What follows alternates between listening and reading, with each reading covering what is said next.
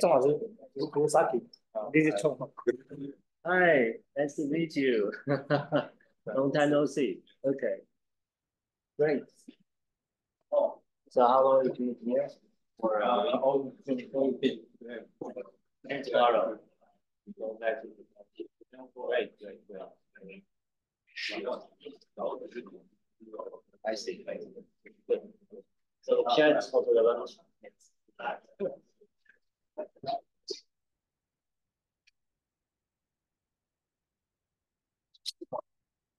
对，这建议多人数。对，我们有在抓，我们有在背一些影像，应该是。我们后来换到这边来，因为这间有些对收音那些都不好。哎，你们那个电风扇给它现在是几啊？现在是9。对，给它调到5之类的。对啊，这间风扇就是怕风，因为它那边收音不好，电风扇很大。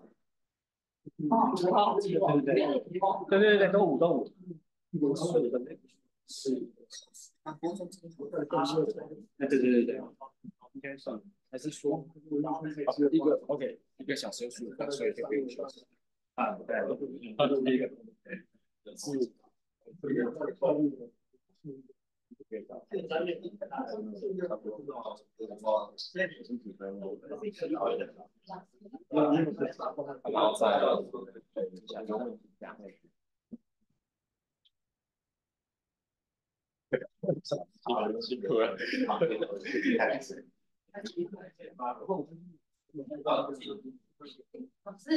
我可以跟他 announce 一下那个WiFi 是要，还是我自己讲吗？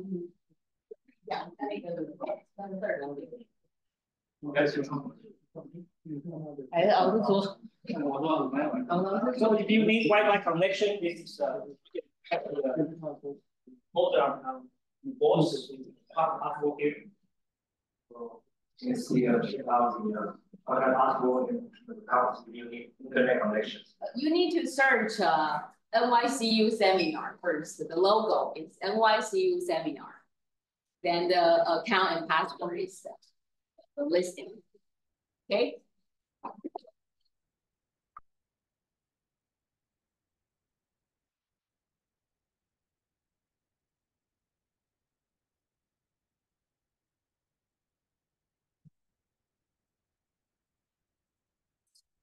Okay.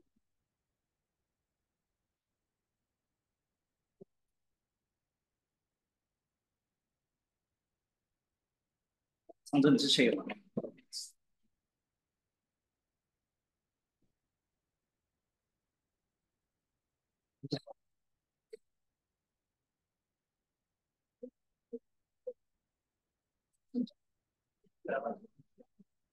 要米要open你吗？open你吗？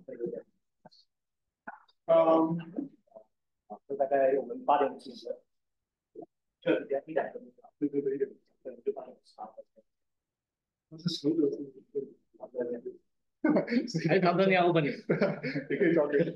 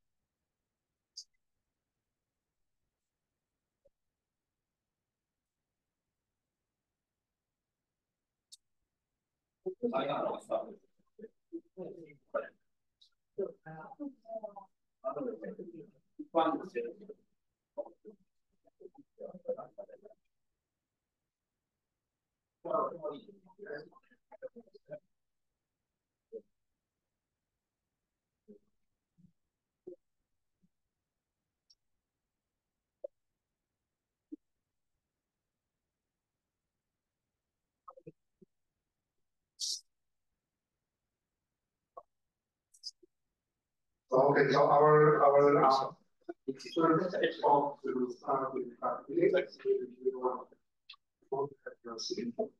And yeah, today is very happy to see you come in to get this analyze some school. So this other school is hosted by, jointly hosted by two of the group. And one of us are kind of more focusing on numerical parts and so with many body problem. The other also many body problem, but we more focusing on the analytic.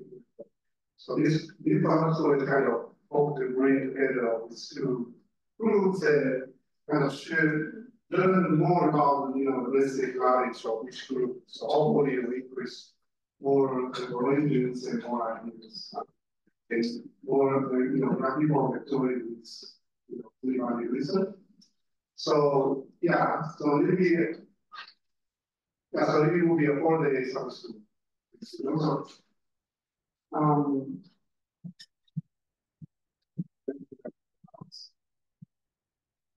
Okay, so maybe when you give the time to share today, and it's really important to listen.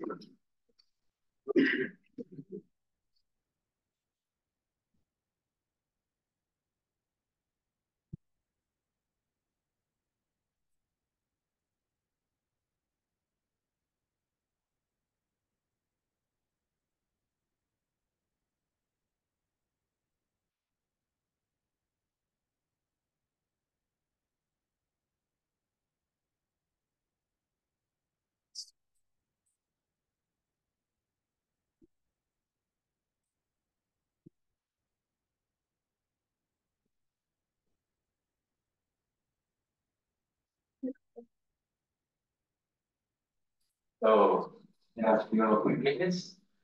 So our first lecture is a Professor Chung from the National Young University, and he is an expert on this matter theory, especially using field theory approach to study some strongly correlated systems like string metal and superconductors.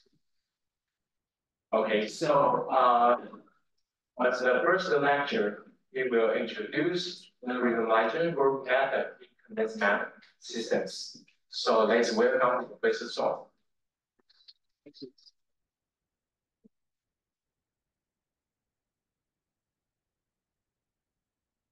Well, I'd like to thank all actors for this presentation. And it's my first time to give a lecture or talk for 1 hour. So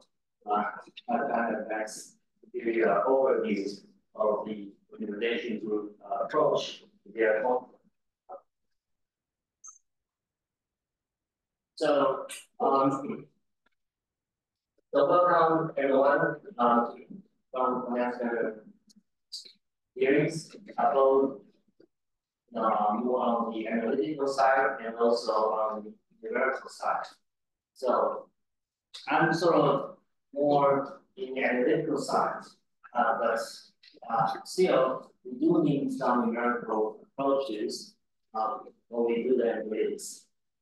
So today, I will give you a broad overview of this very powerful technique called RG, Relation Group Approach. I suppose most of you are familiar with this name, at least maybe some of these details.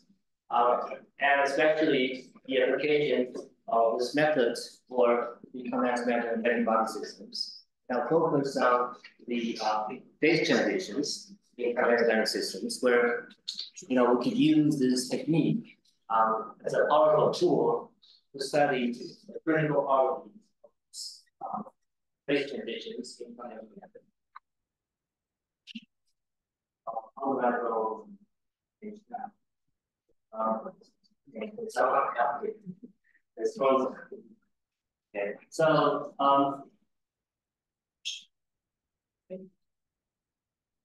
so when we fix this problem, so I give you a very quick outline of this talk.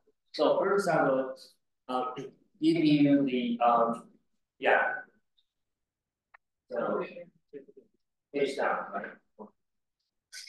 Okay, yeah, so this is the outline. So I give you a very brief history of the RG, especially in the context of phase transitions and scaling properties. And for the sake of the time constraint, I skip this NTHU theory of Landau's free energy functional to address this transitions in magnetic materials. So I refer to the many useful reference textbooks for your further reading. So I'll go directly to the RG. So I will define what this RG really means when we actually do the calculation. And both in real space relation group procedures and also in momentum space, or so-called momentum shell RG. And this momentum shell RG, some people call this Wilsonian approach because it was invented by Henry Wilson, 1970s. And then I will give you a counter examples, typical textbook examples of both real space and momentum space RG, and telling you how to actually perform this RG steps and get its critical properties. And then I will give you a more modern version of this RG applications in my recent work in high-DC pure-plate superconductors, where there are many signatures of phase transitions and critical properties have been observed. And RG is really a powerful tool to study those critical properties. Okay, so to go back to the very beginning of this RG, it was probably proposed in the context of the high-energy particle physics. When they calculate this kind of finite diagrams, say in QED from electrodynamics, oftentimes we encounter divergent diagrams. Okay. There are infinities that we encounter when we calculate, for example, the self-energy of some particles like this, or the vortex corrections in the so-called Feynman diagrams. Okay, so for those of you who are not familiar with this, that's okay. So it's just telling you that when we do diagrammatic perturbation theories on kind of a high energy particle physics field, we oftentimes encounter such difficulties. So the diagram gives you infinity, which is unphysical. So we need to renormalize those infinities by absorbing or redefinitions of those parameters that go to infinity. Okay, and those parameters that have the finite value, but we get the infinities must be regularized or renormalized in some sense. And that's the beginning of the so-called regularization procedure in high-energy particle physics field. So a theory is called renormalizable. Is a theory that we are able to renormalize all these divergent diagrams, and each of these divergent diagrams corresponds to physical measurable quantities that could be observed in experiments. Okay, for example, the three diagrams correspond to three quantities that could be observed experimentally. So those correspond to, for example, electron self-energies like this, which of course is finite. Also, photon self-energies like this, of course, is finite. And vortex corrections of, say, some kind of electron photon interaction from QED is also finite, or electron charge. Right, so these three observables are physical quantities, but diagrammatically, often we find they are infinity.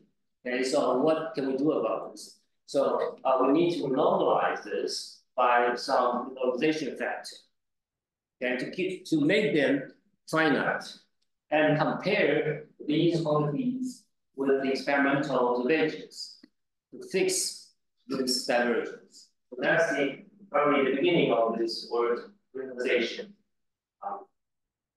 Right, so that's the high-energy text, contact energy physics, but we are condensed matter theorists. So the more, sort of condensed matter oriented history, the first of the religion group, will come from two ideas. Okay, so one I didn't present it here was by Carnot, block spin. So maybe some other following speakers will talk about this block spin. Okay, but I would introduce this more, I should say, popular procedures introduced by Ken Wilson in the 1970s. So this idea is to systematically calculate these critical properties of phase transitions, which I will describe a little bit later. Okay. For example, in the spin systems, we have a ferromagnetic, that's the classical spin, for example. We have a ferromagnetic states at low temperatures. So all the spins are blown up.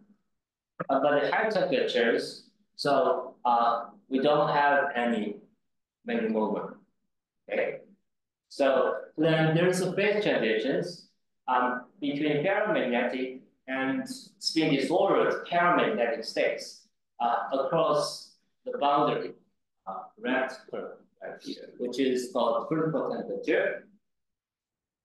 So and near this transition, there are interesting properties of all the thermodynamic measurable quantities, such as specific heat or magnetizations. They go like power law in the reduced temperature parameters. When little t refers to the distance of the temperature to the critical temperature. Okay, so everything depends on little t to some power. Okay, so I'll give you a more concrete example later. Okay, so to really understand this alpha and beta exponents that has been observed experimentally, we need to really do some calculations. But how do we really get this alpha and beta? Well, Wilson had a very clever idea, which led to the Nobel Prize in Physics in 1982. That is based on so-called realization through procedures that we sort of zoom out our system by averaging over the high energy modes of the Hamiltonian, and we get effective low energy Hamiltonian of the same type, and we follow how the coupling constant flow. Okay, so that's the idea. So the main idea is that suppose we have, say, Fermi surface of some fermion system, electrons, electron C, and they have a Fermi volume like this, right? So the at low temperatures, the active regions of electrons are nearby the Fermi surface. Yes. Okay. So then the theory really trying to integrate out the same shell of electronic states like this, the gray area is ring. Okay. The states over the ring, and then look at the effective partition functions or effective free energy or effective Hamiltonian of the remaining degrees of freedom, which is the inner circle here. Okay, you remove the states over a ring shape here from the partition function, and then you get the effective partition functions over the white circle. Okay, but the effective Hamiltonian keeps the same form as the original. Okay, but then the price to pay is that the coupling constant changes, and you try to follow, how the coupling constant change as you integrate it over the high-energy modes. Okay, so that's the idea, Wilson topology. So I will, tell you more detailed steps later. Okay, so this idea turns out to be very useful, and the origin why this RG is so useful, I will tell you later. So the usefulness for power of the RG relies on the fact that oftentimes when the system is close to phase transitions, many microscopic details do not matter. Okay, so the system looks exactly the same, regardless which energy scale or which length scale that you look at the system. The microscopic details doesn't matter anymore. Okay, so what it matters is number one, dimensionality of the system. Number two, the symmetry of your problem. Dimensionality and the symmetry determines almost everything with alpha beta. So whether they are, electrons or they are molecules or magnets, whatever, as long as they have the same critical properties, they belong to the same so-called universality class. Okay, and that allows one to really remove the microscopic details of the problem and just look at macroscopic. So remove microscopic details, look at macroscopic. So it's a macroscopic problem. So this is the really unique properties of phase transitions that many microscopic details don't matter. And therefore, the Wilson RG steps really help us to really remove those microscopic details and just look at macroscopically what the coupling constant should flow.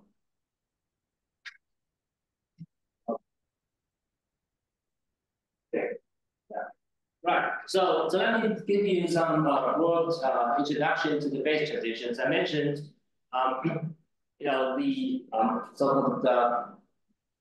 the phase transitions occurred when you're competing stable states, both at flat temperatures and at zero temperatures in many body systems. So which leads to some non-analytic properties of free energy. Okay, in the thermodynamic limits, when the particle number is infinity. So if you plot this energy as a function of some control parameter, say G, there are two kinds of phase transitions that we can find. The first one is on the left, where the energies of these two competing states, say, sorry, I should use different colors, say this positive slope and negative slope states. They compete to become a true, say, minimum energy states, the true stable state. So when G is less than then this value at the intersection, this lower state is the state with the positive slope, right? But when the G goes over this point, then it is the negative slope state, that is the most stable state. So there is a kink. There's an angle, it's a kink right here at the transition. And so this leads to the non-analytical properties of the first derivative of the free energy is back to the coupling constant. So partial E, partial G shows a jump, right? Because the positive slope and negative slope, they differ by what? 2 times the slope, right? Okay, as you calculate the slopes on the left or right sides of different states, you get a jump. Okay, and this is what we call the level crossing. This is a level crossing transition. And oftentimes we call this first order phase transition. The first order refers to the fact that the first order derivative of your energy with respect to the control parameters shows non-analytical properties, meaning there's a jump when you evaluate the first order derivative of the free energy. But this is not so interesting in our studies because there are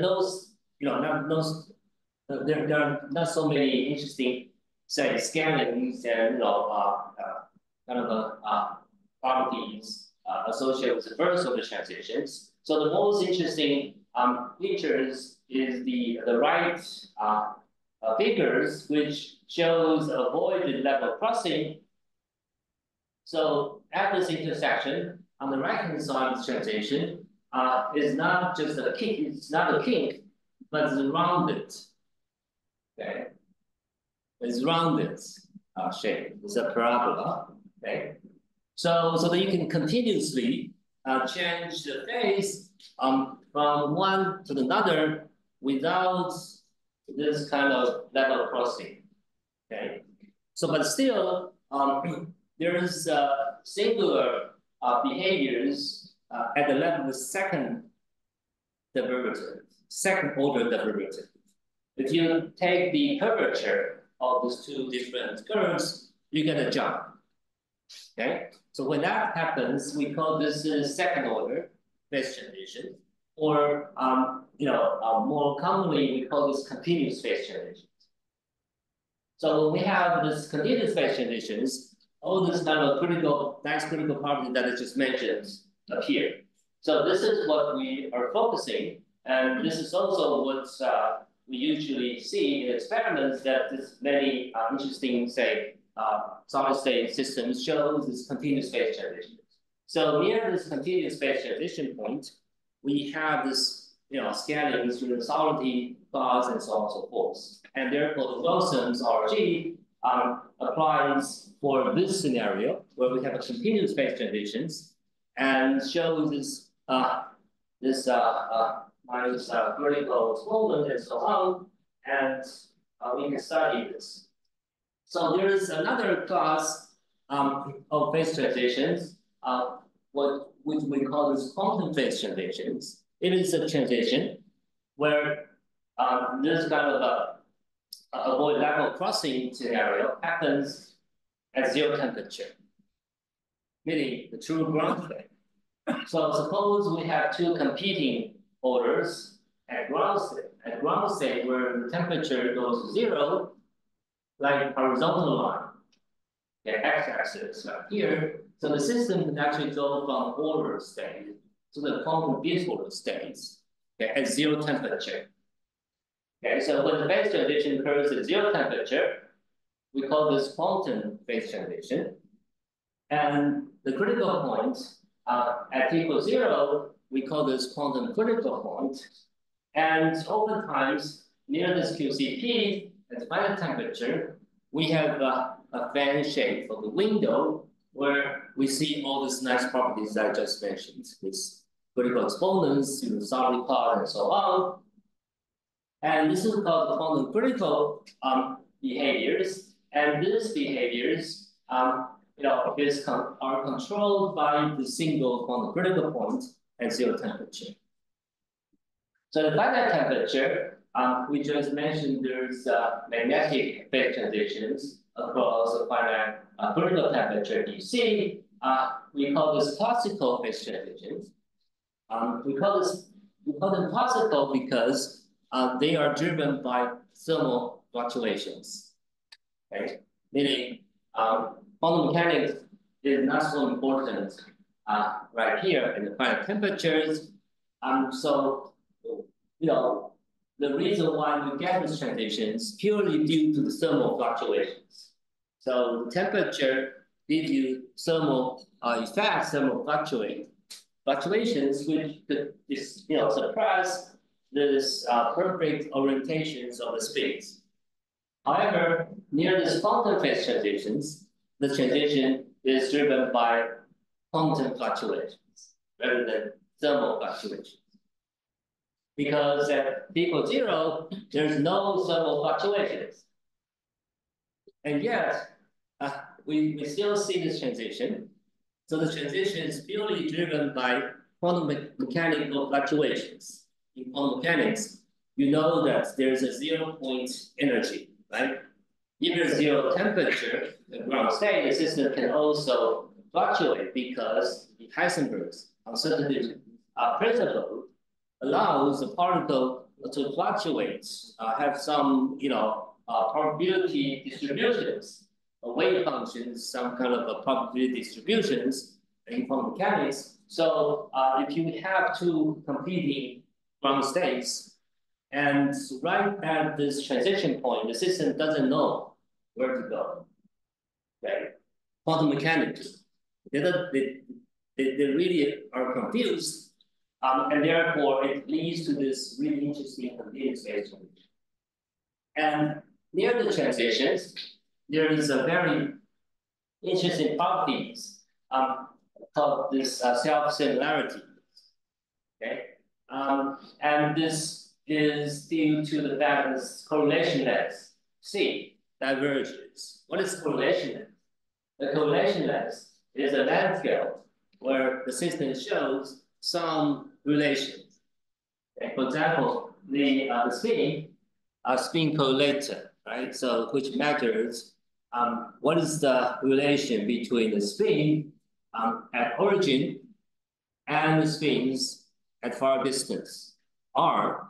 So if you calculate this acceleration value of this S0 as R, you get some finite value, but this value depends on the distance, okay, between 0 and R, and which we call the Green's function or correlation functions, which measure the correlation of some measurable quantities between different space and time locations.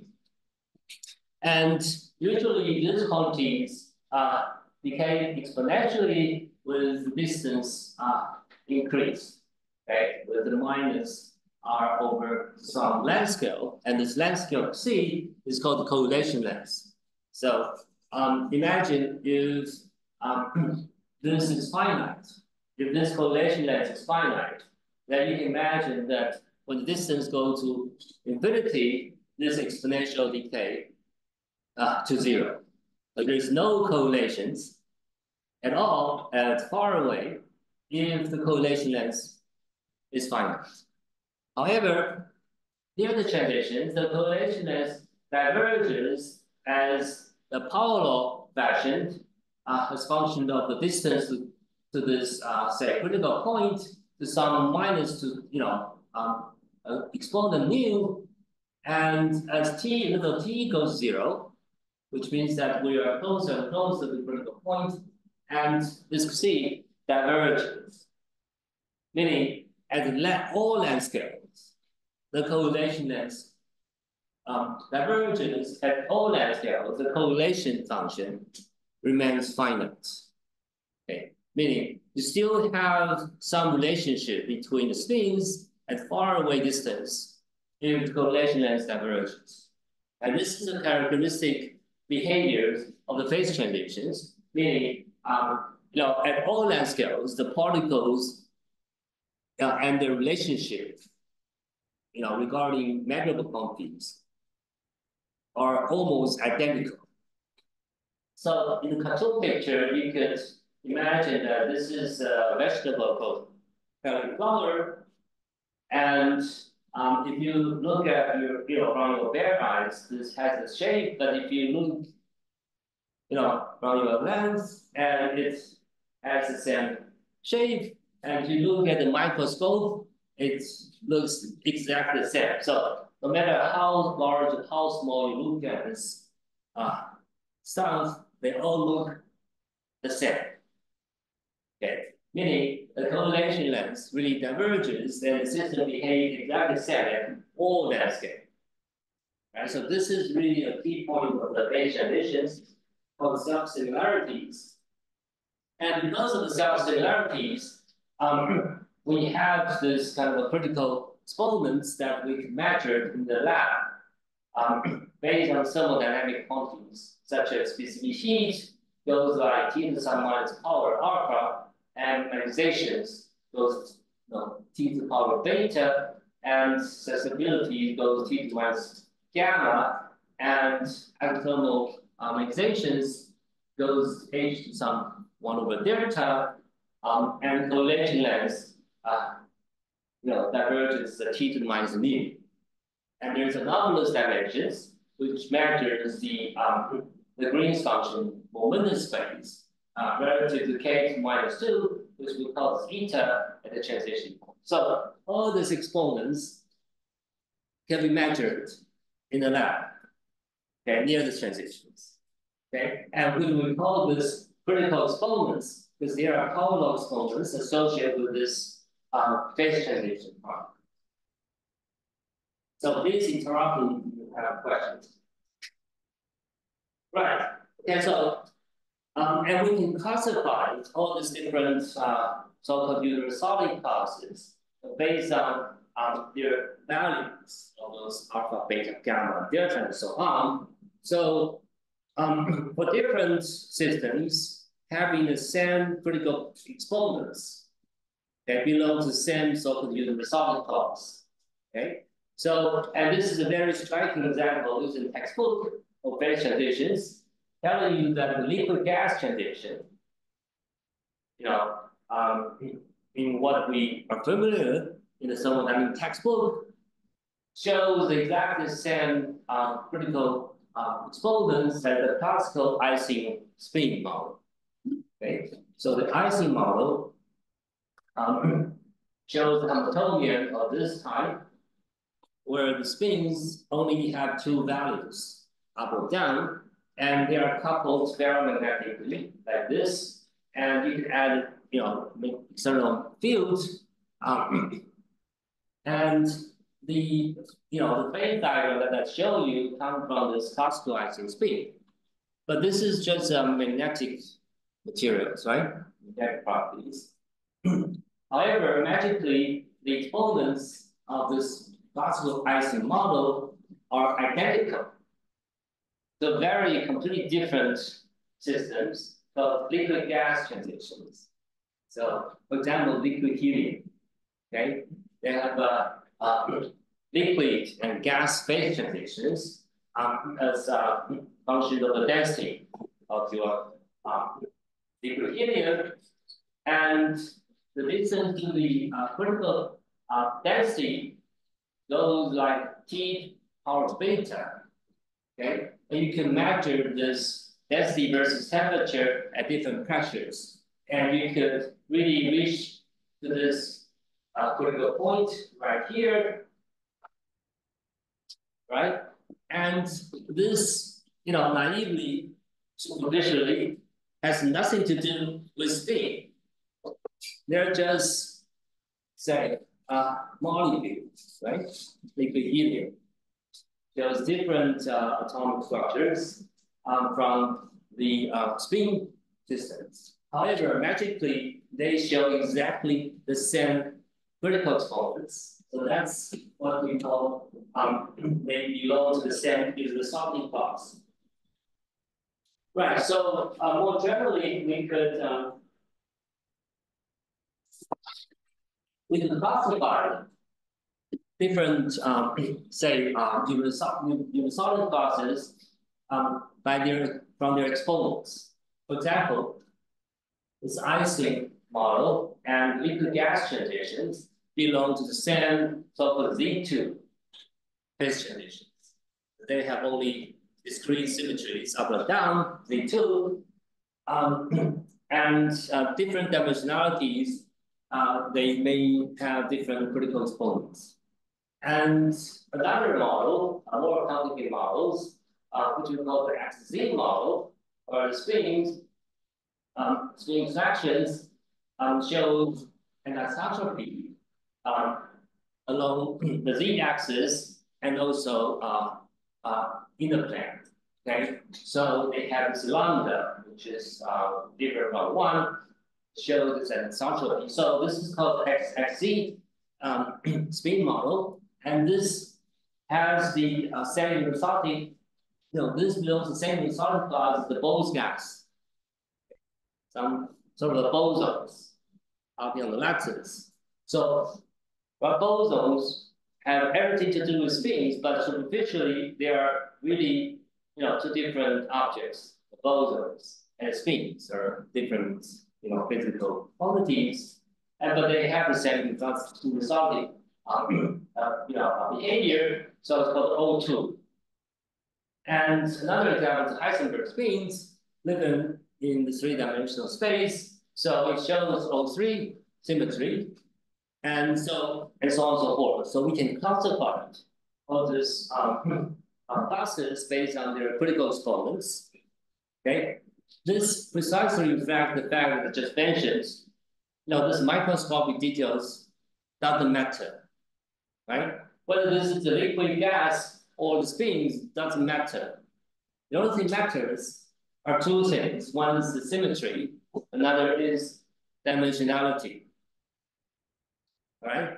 Okay, so you can see this is the magic of nature, because nature gives us this beautiful classes that we can study. So apparent different systems, magically, they belong to the same resulting class because they have the same critical exponents. Right? Okay. So RT is a way to really approach this universality of data transition. Right? So here comes another very important concept called scaling, or scaling hypothesis in phase transitions. So so remember, there are 6 exponents: alpha, beta, gamma, delta, mu, and eta. Right?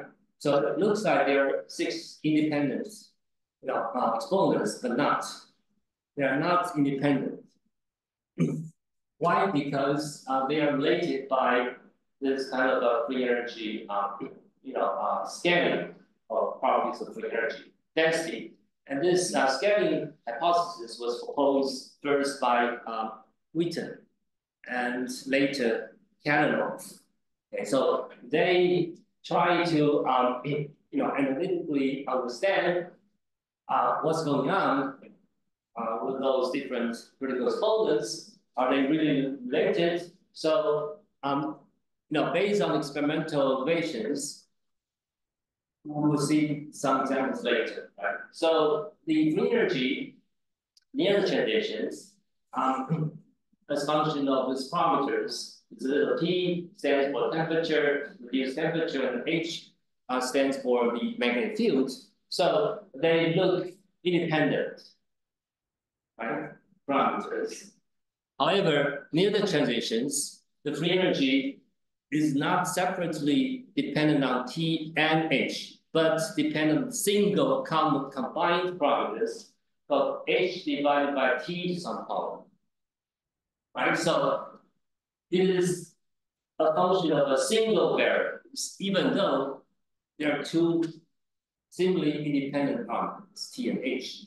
But near the transition, these two parameters are somehow related to each other, and in such a way that the free energy is a universal function of a single combined parameters called H divided by little t to some power, and this parallel exponents right here, YH over YT, is related to the critical exponents that I just mentioned.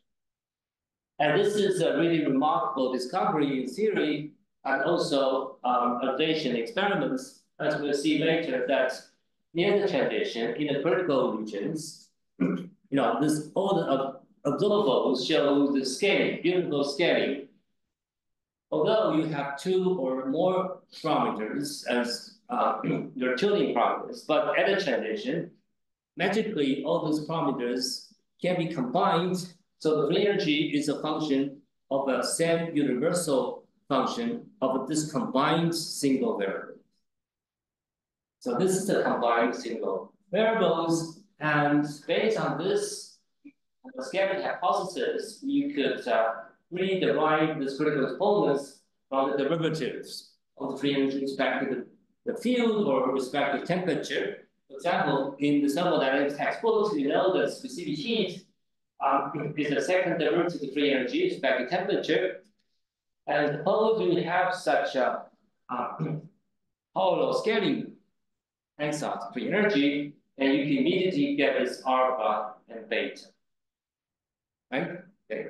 So that's just from this very simple derivative of free energy. However, you see this, these specific heat and magnetization come from the same free energy. The same free energy gives you two different exponents, alpha and beta.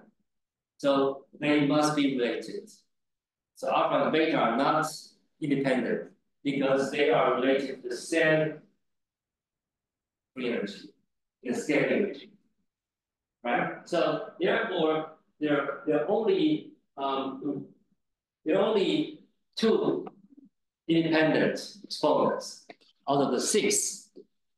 So because there are such relations by the scaling of a free energy. And for example, this alpha and beta and gamma related to this relation, and beta and delta and beta and gamma related to that relations. And you also have two different relations. Well, I take the derivative of free energy with respect to this temperature field, and therefore there are 4 relations among the 6 independent, seemingly independent critical exponents. As a result, 6 minus 4 equals 2. So you have only 2 independent exponents. So which are the 2 important exponents? Well, we'll see later that nu is the most important exponents of all critical exponents mentioned. So, and capital D refers to dimensionality, as I mentioned earlier. Dimensionality is really crucial to determine critical exponents. So, for example, if you know the correlation as exponent mu, you know the dimensionality, you know alpha. Okay, if you know eta, then you know beta. If you know alpha and beta and eta, you know gamma and delta. You know everything. All right, so there are only 2 independent exponents. Yes?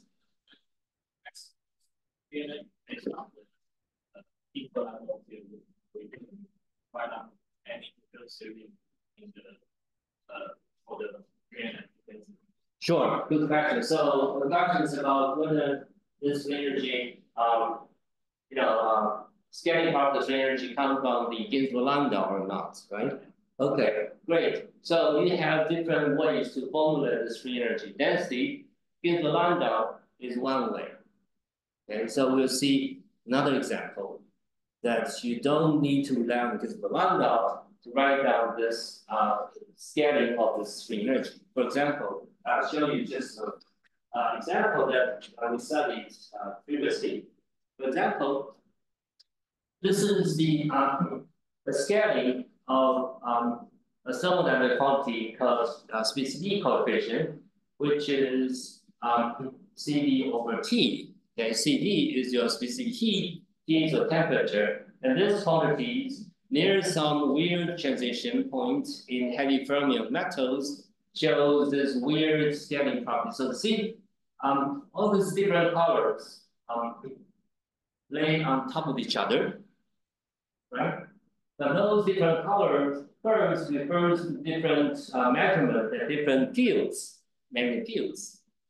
Okay, so you see here the transitions, all these curves all collapse into the single curve. Suppose you plot this function as a function of a particular combinations of a T and field. Right? And this kind of a scaling comes from non-Ginzburg lambda free energy, which we call this violation of the Ginzburg lambda, or breakdown of the Ginzburg lambda, because Ginzburg lambda describes mostly the this kind of a order parameter, which usually is the minimization of the spins models. And the Ginzburg lambda of energy depends only on a single bosonic variables. Okay, but in many condensed matter systems, we do not only have bosons. We have fermions, say electrons, and we have a coupling between the fermions and boson, which is not there in the original Ginzburg lambda. So Ginzburg lambda needs to be revised. And just over the recent 10 years, there are a class of materials which violates the predictions based on what I just mentioned. It's a violation of a Ginzburg lambda scaling hypothesis, right?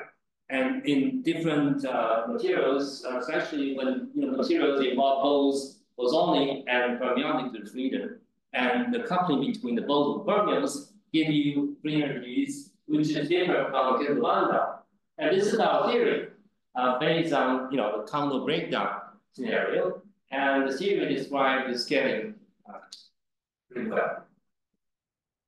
And there is another scaling examples which I want to show you is from the transport. So they are experimental data on different materials, say ionic types of conductors, heavy fermion superconductors, and ITC pure plate superconductors.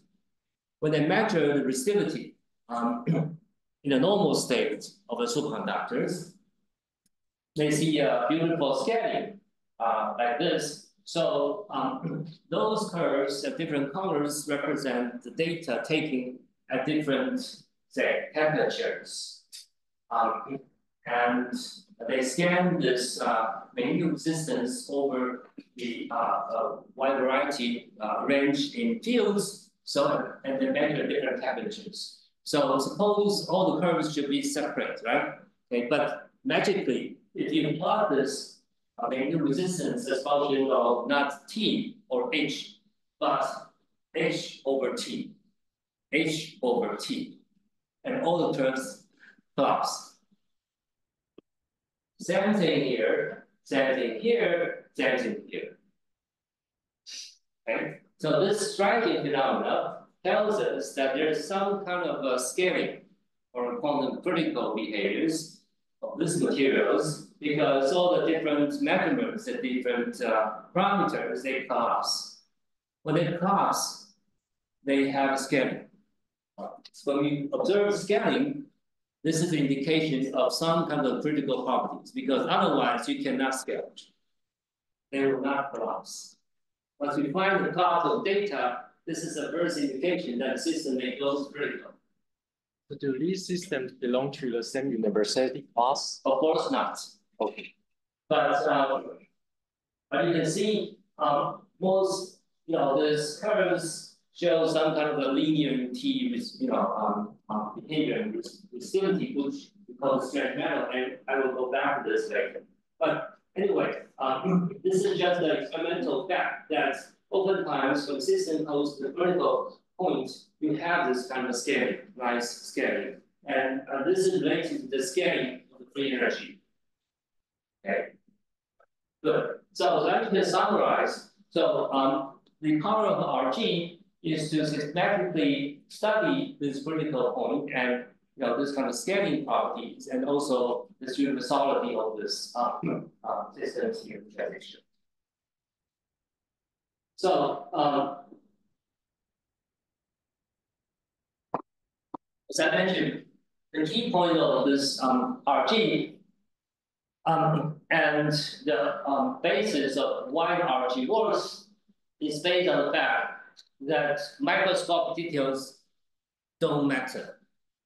Therefore, we are allowed to really zoom out of the system from the microscopic scale to the macroscopic scale to look at the system at a larger scale.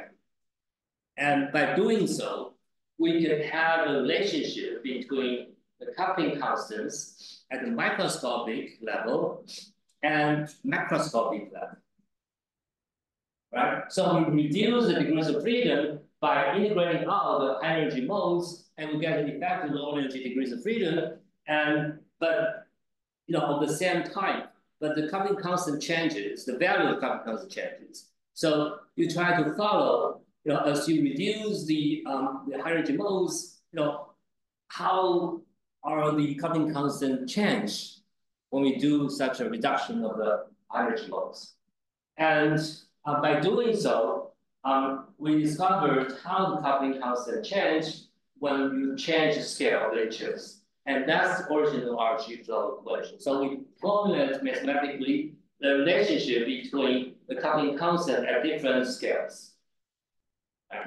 And there's a relation called RG equations, which is the first, this linear differential equations. So we can solve this easily. And by studying the solutions of the RG flow equations, we get critical properties. I will show you how we get these critical properties based on RG functions, RG equations. So this is the first example to show you details of the RG stack, so-called real space RG. So you can consider removing some of the microscopic details from your model in real space. What you do is you, for example, you sum over the spins of this Ising chain over the even sides. Okay, the spin can only point up or down, but there's a spin chance over here. Okay, so you sort of remove some of the microscopic details in real space. You still remove or sum over the spin if represents even size. Okay, and then you get effective Hamiltonians of the same model. For example, this is ICU model. You get J sigma I sigma I plus 1.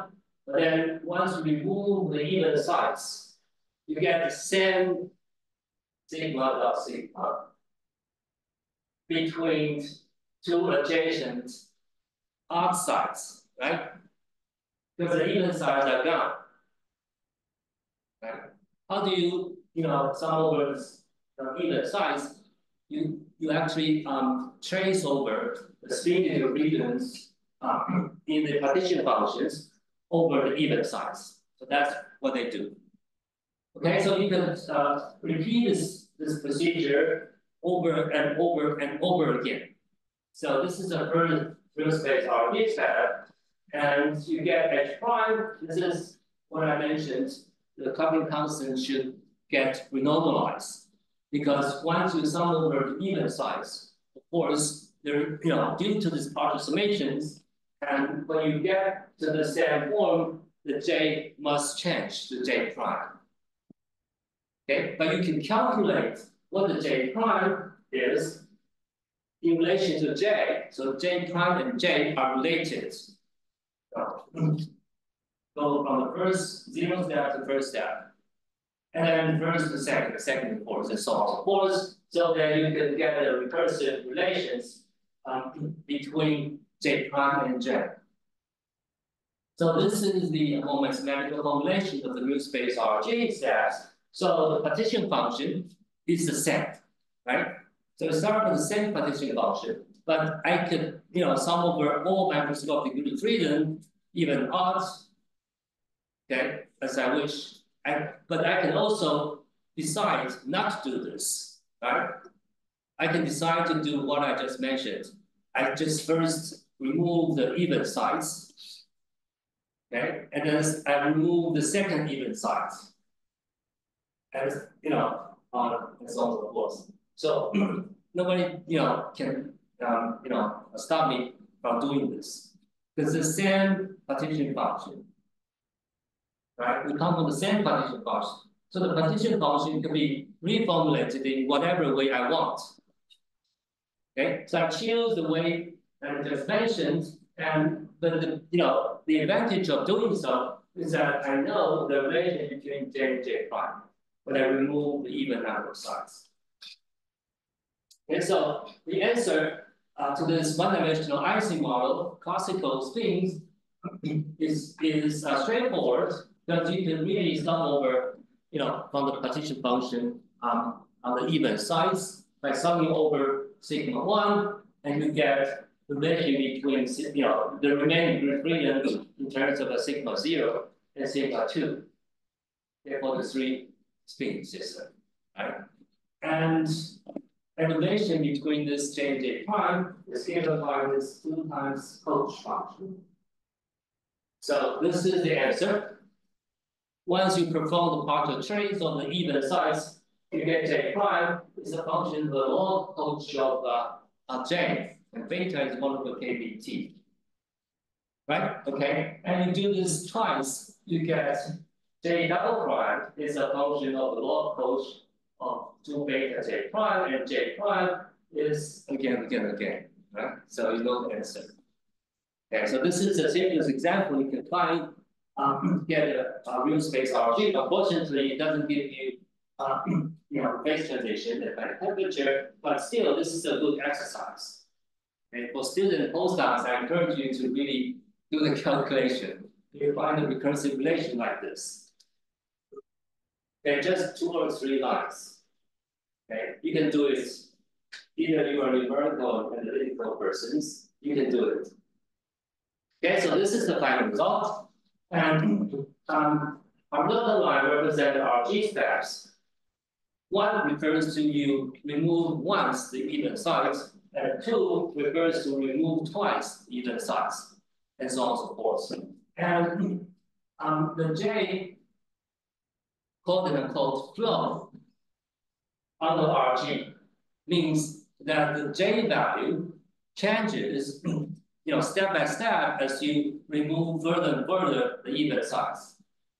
Okay, so the J value for all the different colors goes like this.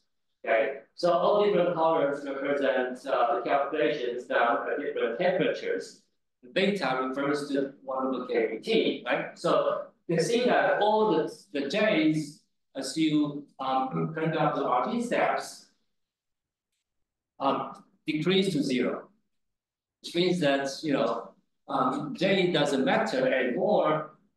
Say probably RG steps over 10 or 20, and J decreases 0 at any 5 temperatures. But there is only one exception, which beta is really large. When beta is really large, almost infinity, which means that the temperature is almost 0, right? Beta is 1 over KBT.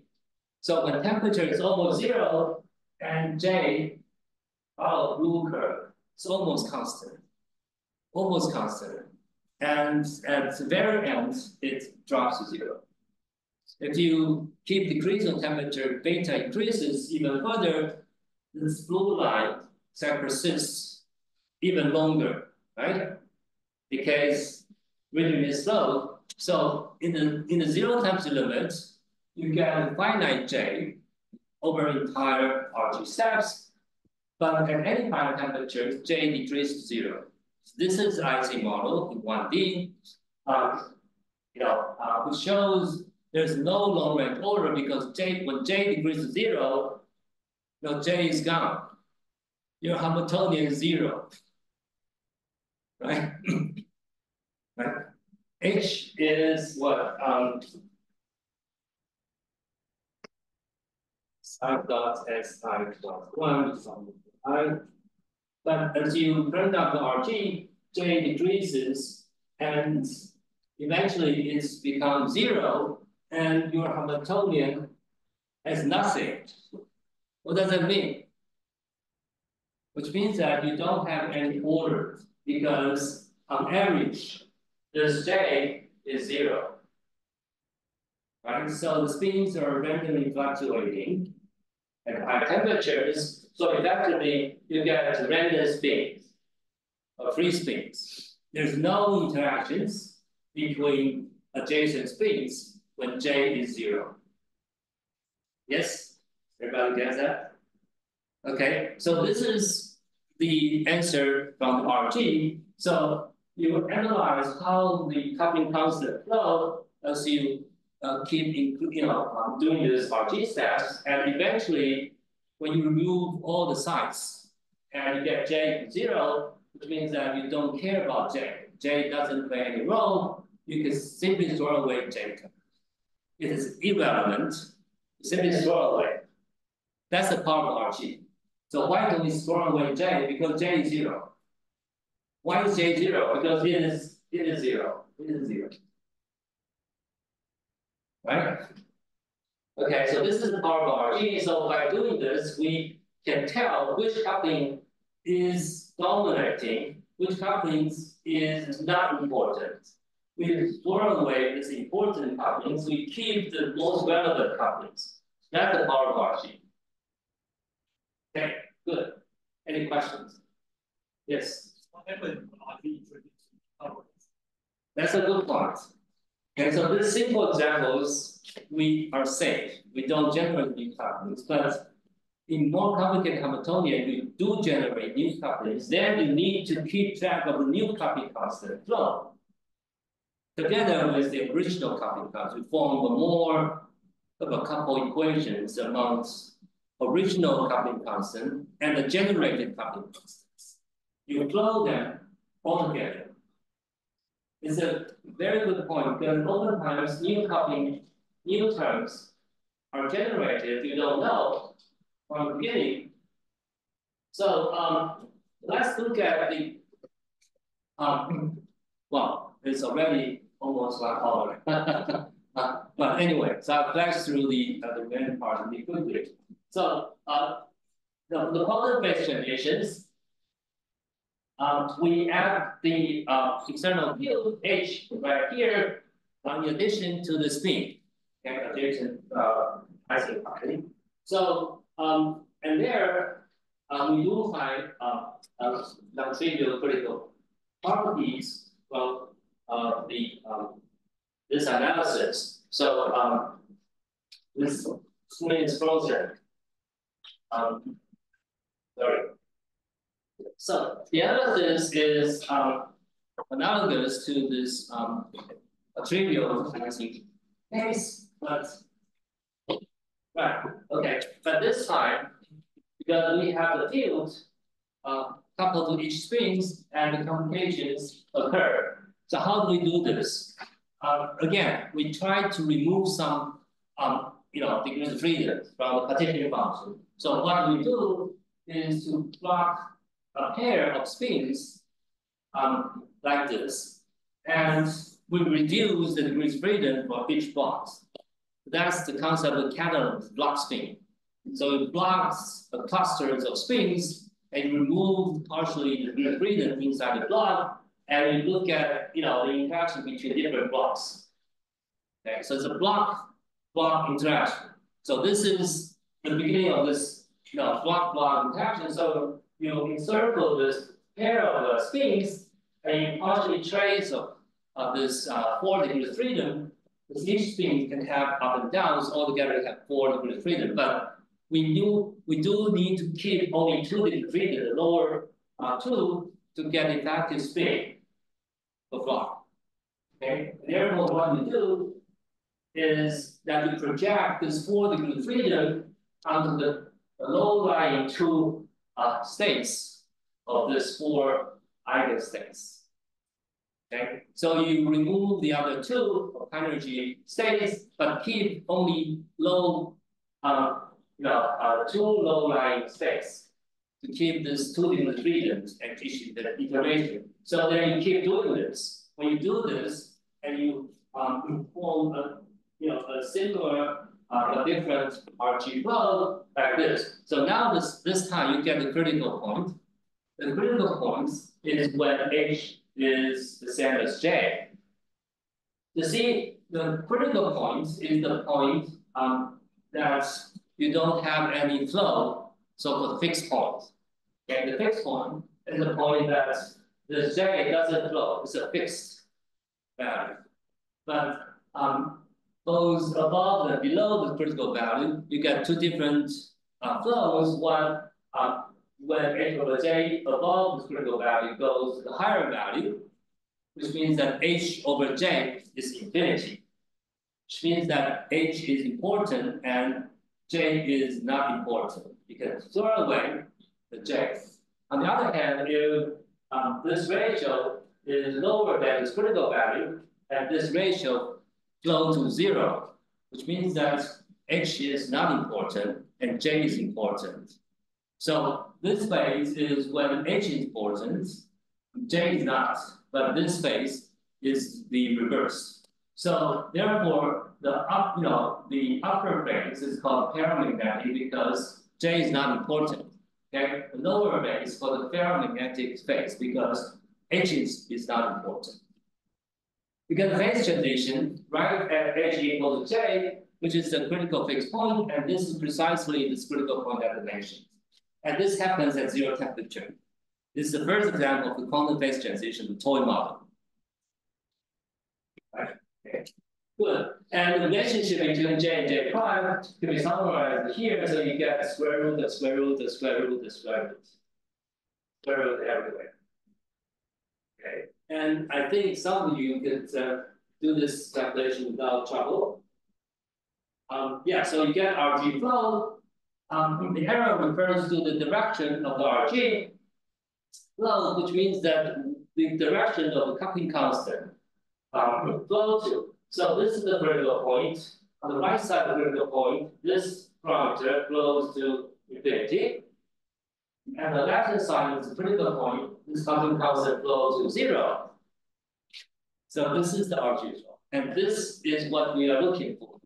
So by relating this J and J prime, we can formulate the relation mathematically, and we solve this equations, and we get RG flow and this phase diagram. Okay, more concrete now. Good. Let me summarize. Yes.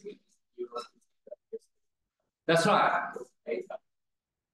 Beta is 1 over KVT. This is here. Right. Right. This is at 0 temperature.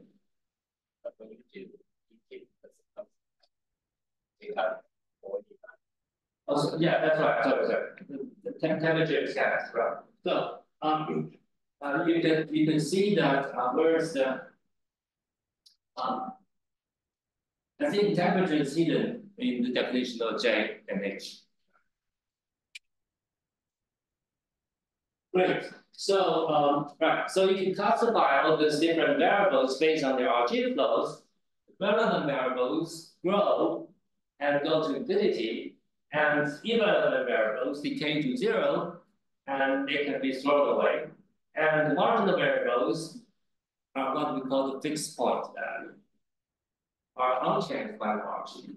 And there are so-called dangerous relevant variables, which I don't have time to discuss. So these information can be obtained by this marginal analysis. So for the remaining maybe 10 minutes or so, I can glance through this momentum RG. But you could ask me questions during the break anytime. So so the other approach to this RG is doing this kind of removing energy modes from momentum space point of view. Okay, so you could perform this summation of the partition function both in real space, but also you could do this in, say, momentum space. Okay, so based on the Skinner-Landau theory of Ising magnets, we could sort of derive this kind of so-called 5-pole theory. So I don't have time to discuss the 5-pole theory, but basically we have two terms. One is the so-called kinetic energy term, describing the hopping of the particles, and usually this M0 can be described by this kind of quadratic band. Okay, so this is some kind of an electron band, if you wish. Say metals, we have this K-square dependence, right? This is kinetic energy term. And R0 is the mass of your particle, and F1 describes interactions among all these different particles. And in this particular case, you can consider this kind of a spin-spin interaction or magnetization interactions. So, but you could do it by summing over the space, in momentum space. Okay, so the momentum space RG is based on this kind of formulation that we sum over partially the hydrogen modes. So what are the hydrogen modes? These are the hydrogen modes that I just mentioned. The partition function is given by this equation, and you could sort of classify the degree of freedom into two categories.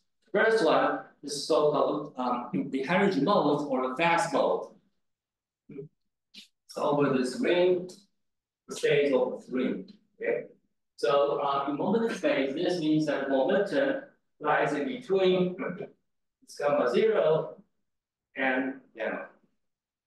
So first you integrate over the states of a ring, and then you describe the theory in terms of the slow variables.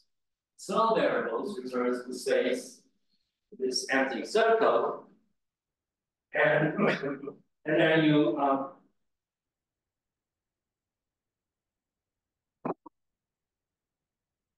express this action in terms of the slow variables. And then by doing so, this Hawking constant shows this R, C, and N changes as you perform this kind of partial sum. And but this is just step one. Step two of the momentum RG is that once you remove the hydrogen modes, and the sum of the degrees of freedom is missing. Okay, so in order to get back to the original form, you need to rescale the momentum back to the full range. So when you sum over this ring, the states over the ring is missing. So you need to actually rescale back to the full range of the surface. As a result, you need to rescale the momentum back to the full range. And in doing so, you also need to rescale this fuse or this particle fuse properly so that the actions go back to the original form. Okay, so this is a very important property of the shell RG, that we need to rescale the momentum back to the original shape so that you don't lose anything. So in doing so, you could get a relationship between this R and R prime like this. Okay, of course this is horrible. Okay, but how you do this? Well, you simply just need to follow the recipe that you sum over partial states over the ring, and then you could get this relation. Okay, and also this coupling constant n shows similar but different relations between n prime and n.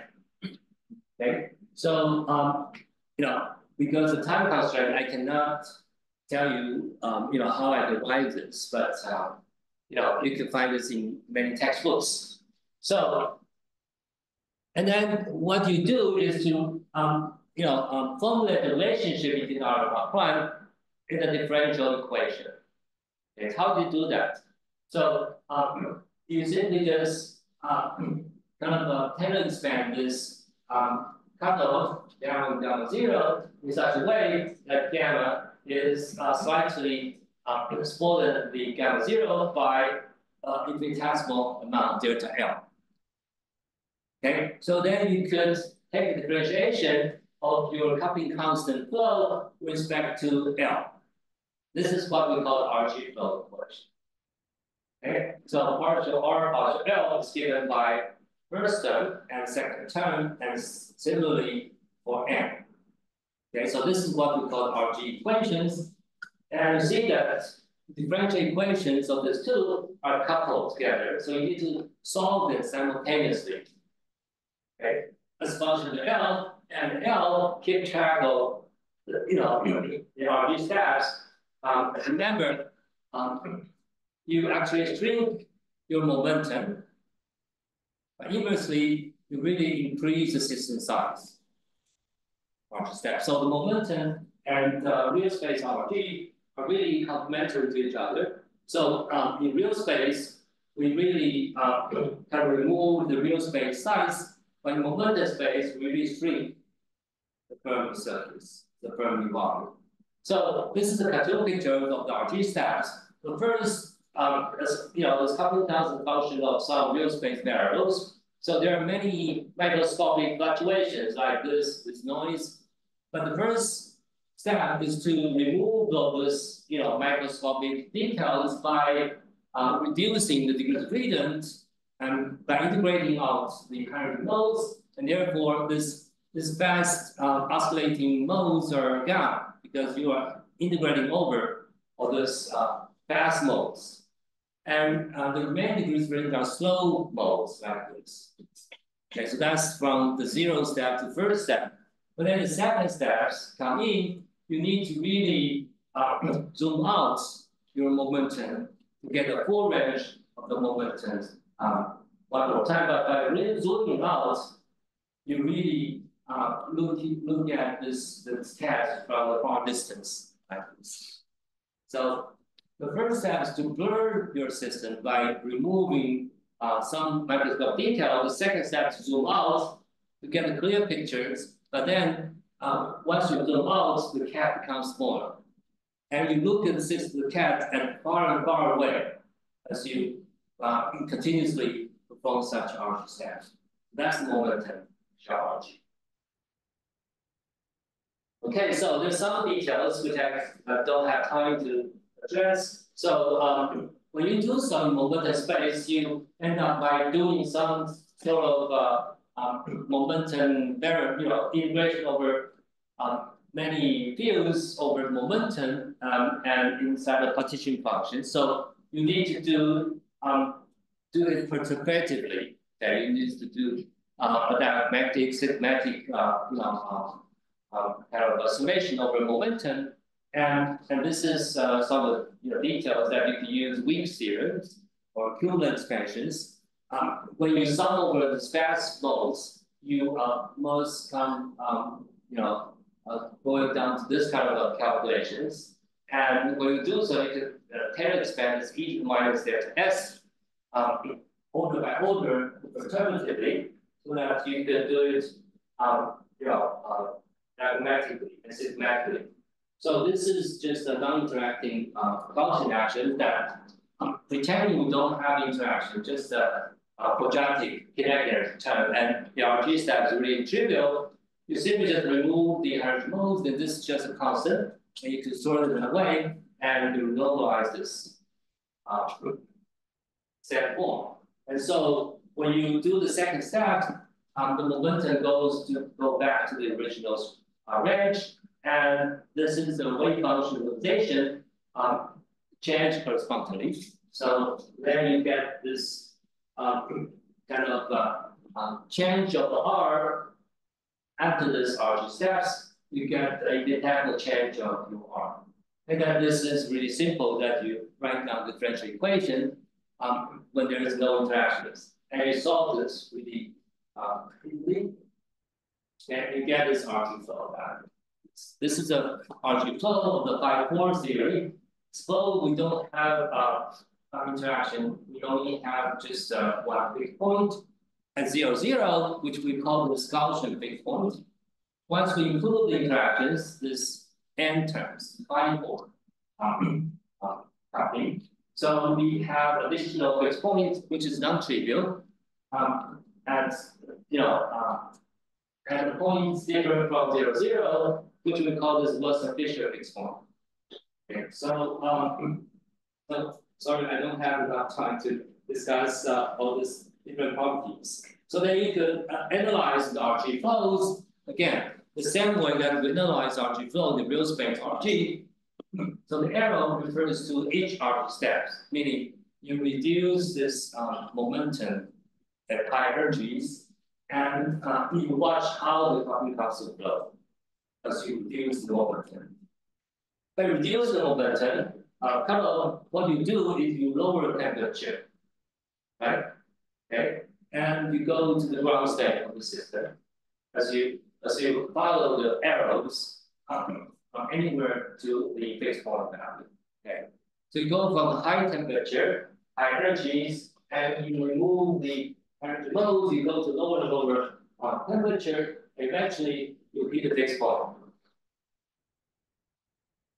Okay, so this is just a summary of the method that we get the critical exponent from the RG beta functions. So this is the equation that I took from some lecture notes, where we have ON symmetry. But when n equals 1, we go back to Ising 5-4 theory like this. So this is the RG flow that I just mentioned. Okay, fixed points most of the pictures are located here. So how do we get the critical exponents? Well, we first linearize RG equations near this fixed point, and we can diagonalize this 2x2 matrix to get the eigenvalue and eigenvectors. The eigenvectors determine the direction of the RG flow. Like there are two eigenvectors. One is along the x-axis, another is this kind of another direction. Okay, and eigenvalues are really important because the largest positive eigenvalue determines mu. So that's the most important take-home message. How do we get mu? Mu, the correlation exponents is determined by 1 over the largest positive eigenvalues by these linearized RG beta functions. So you could perform this algebra really easily and find that this is what? This is 1 over y1, where y1 is given by this. So once we know the mu, we know almost everything except we need to know eta. Okay, eta is the correlation length exponent. We can calculate this Green's function, where eta is the Green's function exponent, and we can calculate Green's functions by following the RG steps. Once we know eta and mu, we know all the critical exponents. Okay. So let me just summarize by, sorry, just 1 minute.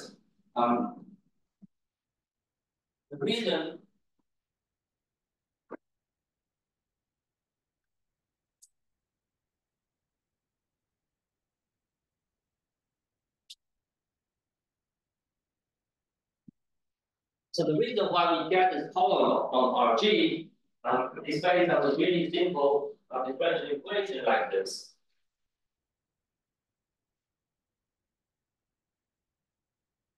Right, so we take this coupling constant, the perimeter is back to the little L, but this is in real space. We learn to sit inside, but in momentum space, we need to treat a couple, right?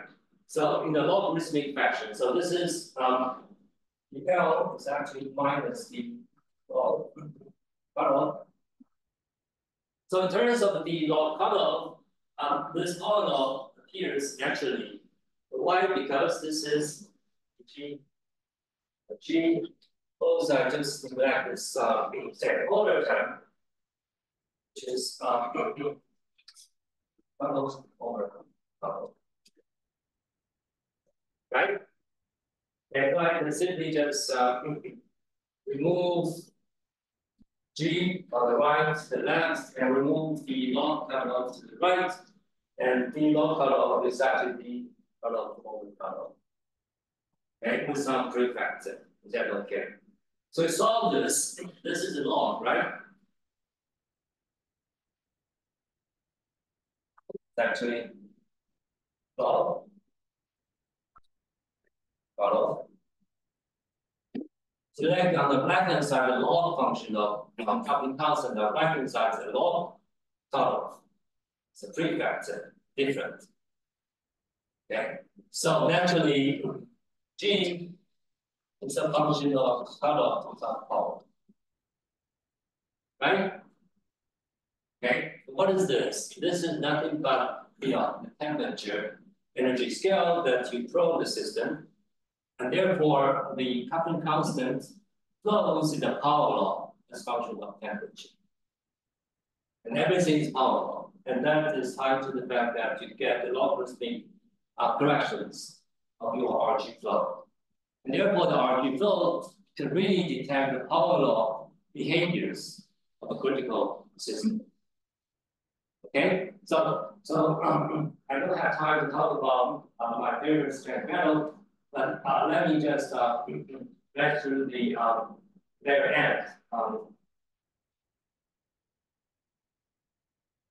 Yes. So in summary, since RG is a very powerful analytical method to address phase transitions in convex matter, and in real space, we remove partially the sites, but in open space, are more, RG is more popular. Let me just reiterate. There are 3 steps. First, we integrate all the energy modes, and then the back to low energy tokens, and we rescale the momentum back to the range, and we get recursive relations of coupling constant different cutoffs. To solve this RG equations, get fixed points and RG flow.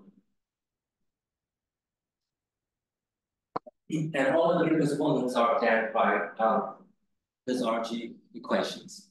And we also can analyze this scaling, say, universality by this RG procedures. Okay, so I apologize for the overtime, but thank you for your attention.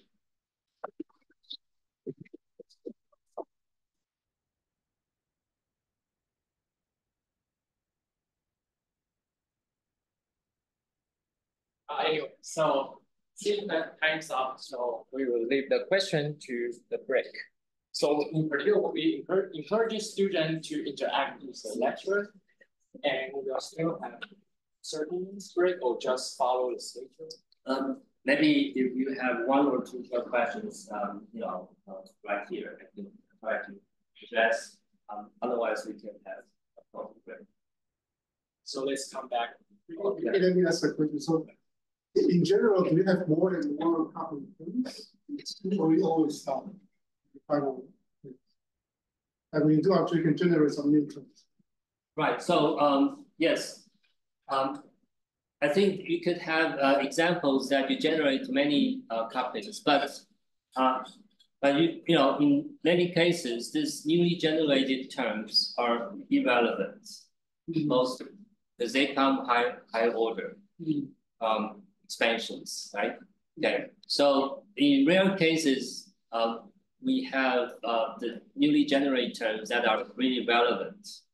Okay. but in most cases they are not so relevant. So even though there are new terms generated, but we could analyze how relevant at the tree level or pair level. If they are irrelevant, usually we don't care about them. Or they only give rise to some constant shifts or spectrum and so on and so forth. Okay, so right, so that's there's no general rule. Yeah. Only case by case.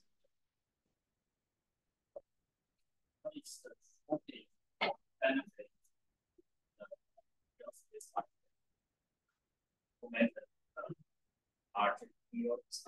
Okay, very good question. So this is also what I wanted to emphasize. There are advantages and disadvantages of either approach. Okay, for example, the advantage of real space RG is to study, say, lower dimensional, say one-dimensional system, which is very related to NRG and DMRG. Okay, so later maybe other speakers talk about the DMRG. So that's original Wilson's approach NRG to study Kondo effect. Okay, so you could really map Hamiltonian onto this chain of the fermions, and at the end of the chain you have a Kondo coupling. Okay, so you could do it.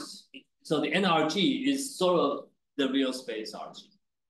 In a sense, you add one electron per iteration, right? And then coupled to the impurity, and you increase the system size, as you go to more and more RG steps. And this is the classic example of the real space RG, which is NRG. All right, but for systems above one dimensions, this real space RG, is not so useful, because obviously when you add one more site, you increase more and more degree of freedom, and up to certain steps, your computer simply cannot handle that, right? And that's the advantage of using momentum shell RG, because oftentimes we're dealing with three-dimensional Fermi surface, right? Or even two-dimensional system. You have a two-dimensional, Fermi surface and 2D lattice, and therefore it is relatively straightforward to formulate this RG in momentum shell. Especially you have, say, a circular Fermi surface, then you only need to perform the RG along the radius direction, okay, because the angular part is symmetric. So you have many symmetries, allows you to simplify the calculation. And even the more complicated interactions can be addressed by momentum shell, because you could easily evaluate the integral over a thin shell numerically or analytically. But it's really hard to add one more side in 2D or 3D lattice, because you increase, 4 times or 8 times more states, right? But you evaluate this, momentum shell is really not so hard. Okay, and therefore the momentum shell RG is applicable or most useful in dealing with the phase transitions in higher dimensions, like 2 dimensions, 3 dimensions, also complicated lattice structures.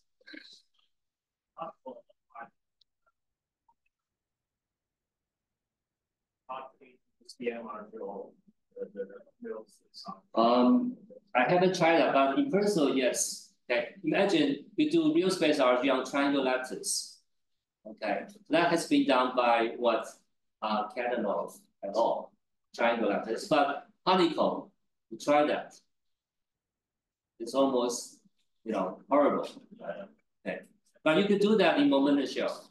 Of course, you can do almost any calculation for momentum shell, even one-dimensional. You can do it in momentum shell. Momentum shell is more widely applicable than the real space RG, from my perspective. But to get the more exact results, I think DMRG is really powerful in dealing with one-dimensional system, right? But momentum charge, it can only tell you the trend and critical exponents. You don't have all the, the energies and spectrums, determined accurately. So if you want that, probably DMRG or NRG are more useful. So these different approaches are, having complementary properties. Okay, there's no single approach that can solve everything. Right, so you need to combine different advantages of different approaches. Right, so that's my experience. Yeah. Okay, so more questions. Let's take a break and please come back at 10:45.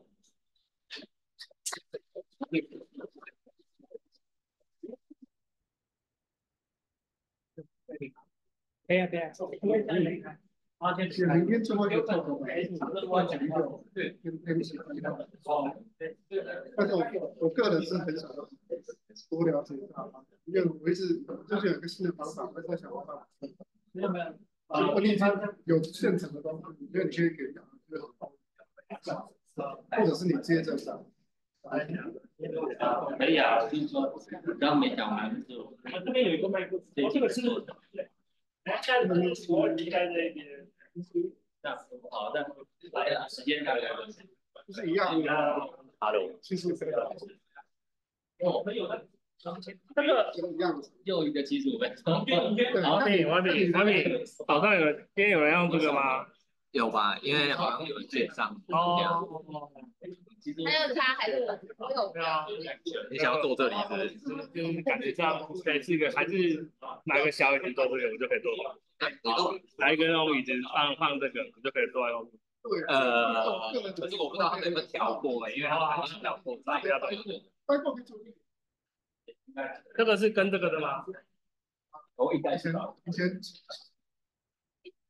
前学 RG， 一直我感觉没有学到最细节，对，我觉得快要可以连起来，但是差一点。就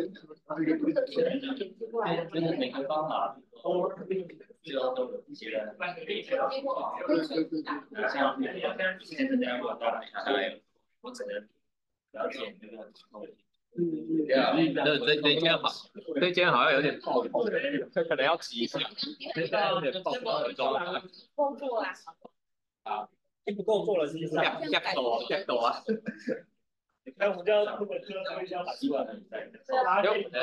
你要说哪几人？如果有到一些事情，然后大家都要，我们等下跟大家讲说，请大家靠做。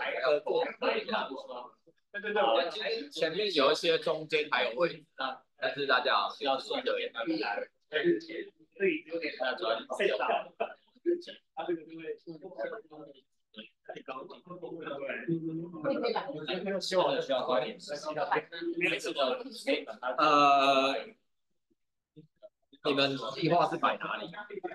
中间过怎么到？那可能要一点，Hello， 可能要，我在想，因为等一下可能大家还要就坐进去，所以说你等大家稍微就坐下，然后然后再放，然后大家对，要不然刚刚好是我今天。那个什么怎么念？我可能开场的时候要跟大家讲一下，3点40到5点，要不然就还是就是先大家最晚应该可以到6点。对啊，先让大家有位置就知道，然后如果没有位置的话，谁要接到位置，开始讲以后会很困难，把它搬门口。你拿1-2个去从后面放，对吧？可以拿到门口这点的地方，旁边。我这里接了一个密信。你刚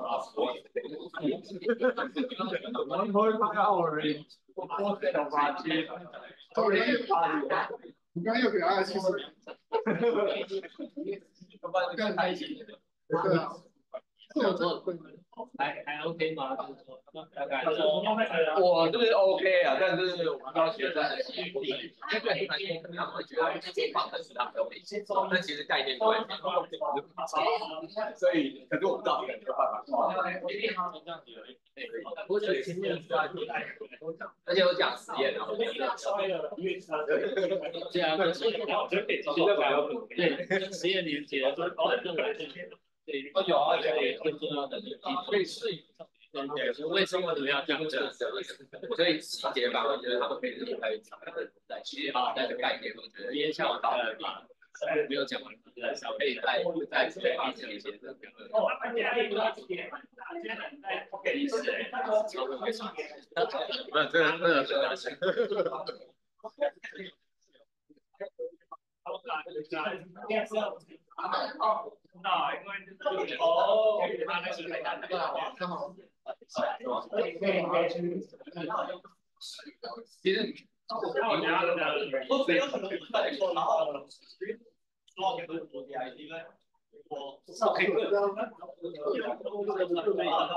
其实我们的这个观点，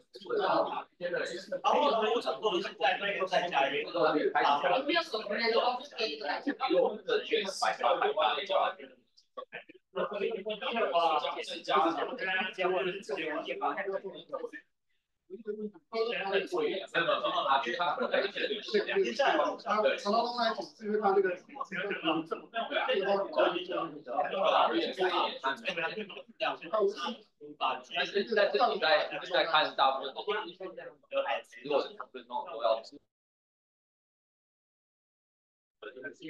对，应该考虑。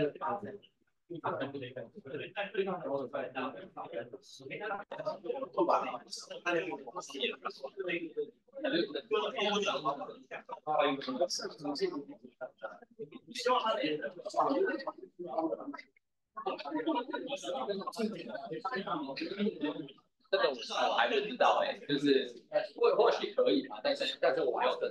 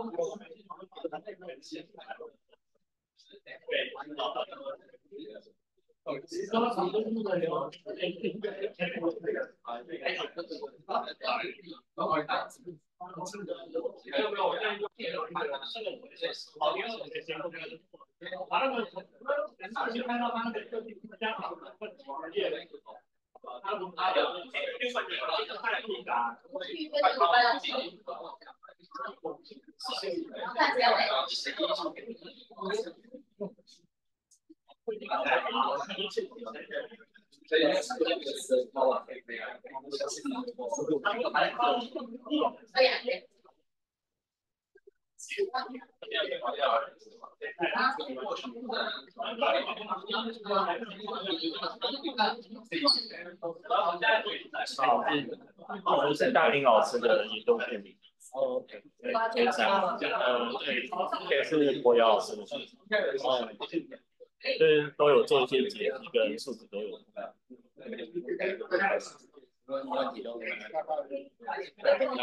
我都是随便附名的EMR啊，或者是我在国瑶那边也是做那个有点是 QC 的，那边的话是 EMR， 然后在嘉玲老师这边目前是做一些 EDB 跟 EMR。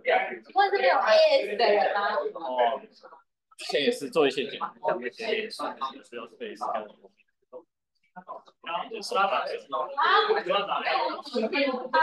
因为感觉现在我要做的都，就是之前他们做的那些都比较麻烦一点，他们是那个可能跟是大黄色。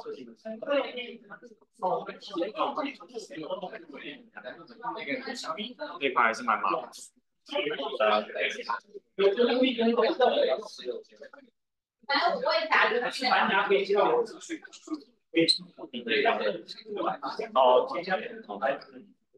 不要填 super command， 对，今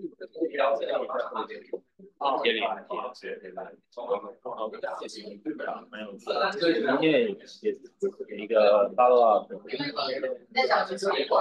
刚才没有讲，还会提到开机器的。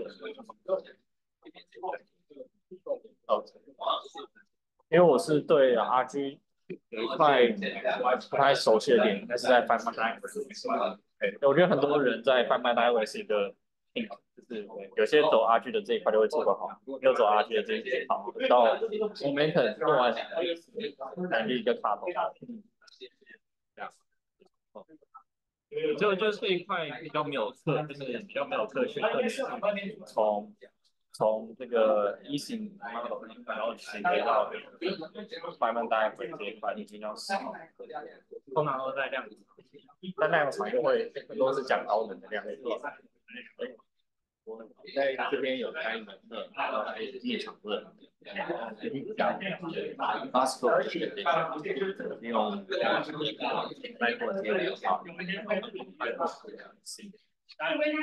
有些是说要保有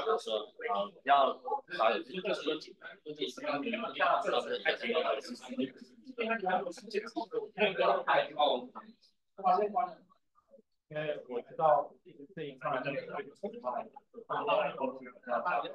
国大陆在国外或者中国大陆可能都会 upload 到，有的时候 follow 一下。台湾我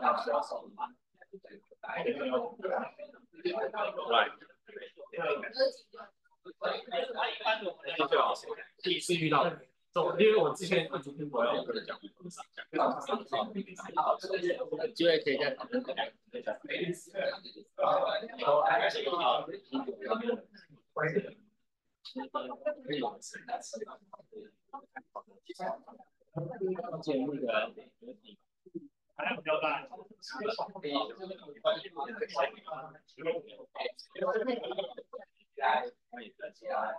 也可以看时间嘛，然后因为现在做电视，我讲到我在用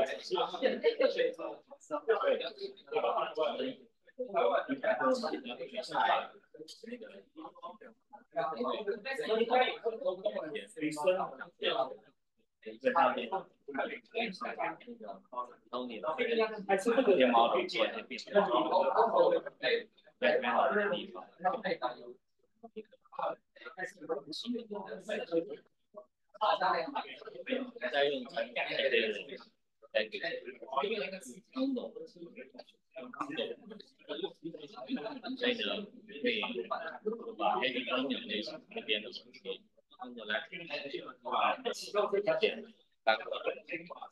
先变那边的那个班单的话就可以说是这些因为通常会冒的 DJ 就是名字就是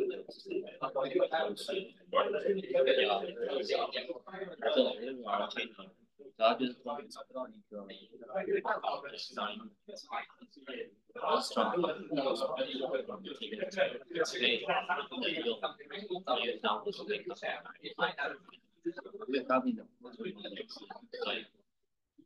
大的底下的线没有最主要就是到底什么样子的model 在这个区间里面是可以变成这份的需求，就是你要找一个 weak copy 的人，或者说某种 region 你的 copy constant 可以用这个，那这个就很难，因为像 pseudo gap 一些要都是装的。我们从头开始。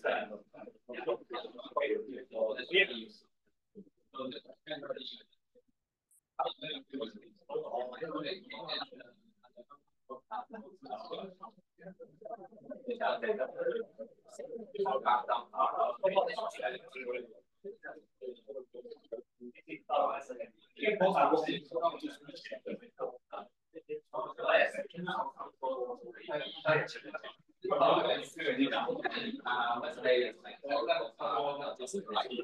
也有。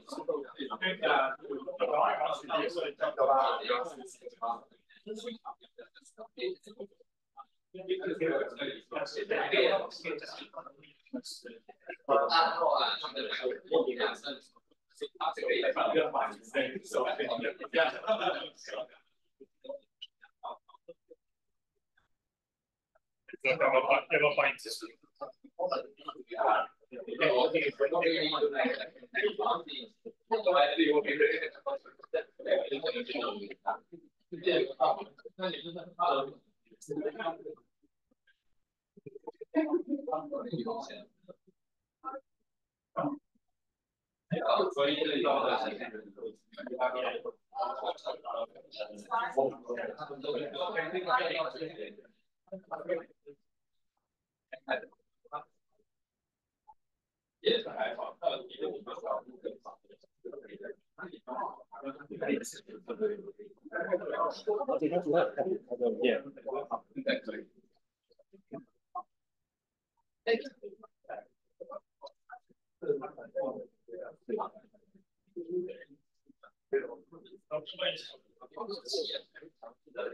老师，再翻译之外，我请长泽叫他和大家能够记录这样，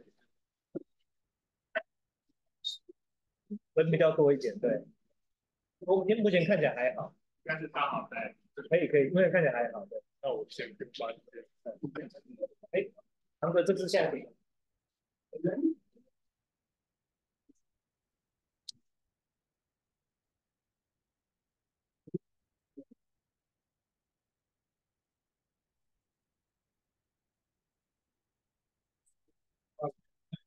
Okay. Oh.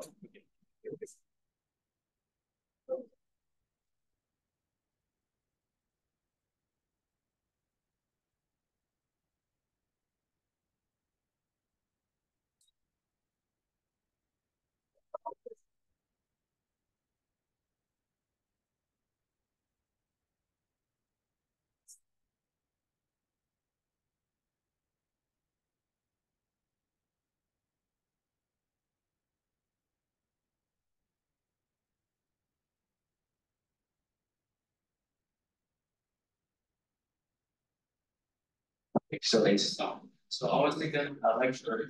So I can Furusaki from RIKEN. Actually, he's currently the deputy director of the Center for. I kind of yes. Okay. Yeah. So he's going to introduce the personalization of quantity interacting fermions and systems. Okay. So let's welcome Professor Furusaki.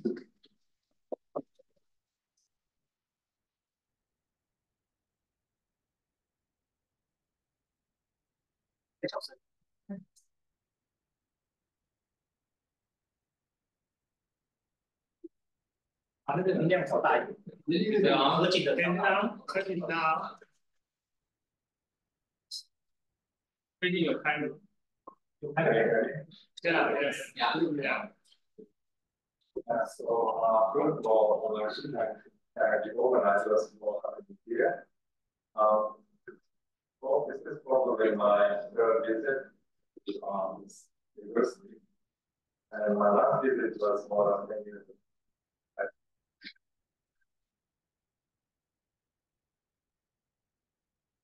Anyway, yeah, so as my great pleasure to see you all. I think so I'm going to talk about optimization of one-dimensional graph fermions and simplification of this. So I tried to use the optimization method for beginners. So actually, most of the as of so if you know this method very well, maybe NYCU for the So the part of my goal is the following. So I will introduce the localization method for pre-zero variables. Then they go to a 60 chain, which can be represented as an inverting variable system using extraordinary connection. And if I have time, I will go to I will exercise this chain, which has some frustration effects and discuss some complicated positions. Now, or based and dialogue. Now, so this is introductory note. So I'm going to discuss going to effective theory of non-dimensional gap-like systems, which is also called non-dimensional theory, which was developed by Chung in the early 80s. In this non-dimensional theory, going to expectations of Islamic fluctuations and even for interactive systems. And to formulate this theory, localization is the one of the standard method. And using this localization, one can show that interactive systems must be a theory model. If they feel like design model to some other and this equivalence relation can be was used by of course to analyze problem solutions that relates to this early 70s and that will all having equal and then this early analysis of chain or traffic systems because of localization and non-dimensional theories to formulate as as a unified theory, theory in the 80s. And then came conformal field theory in the 40s, 80s, and then later, after the discovery of IPT, field people were interested in a lot more PJ model.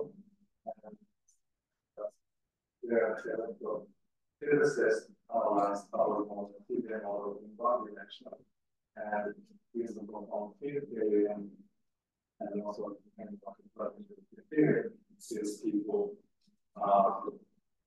really in the detail analysis. And, but I'm not going to use our model, I'm going to discuss and introduce the organization method and its application to the XMC model, so it's not all orders.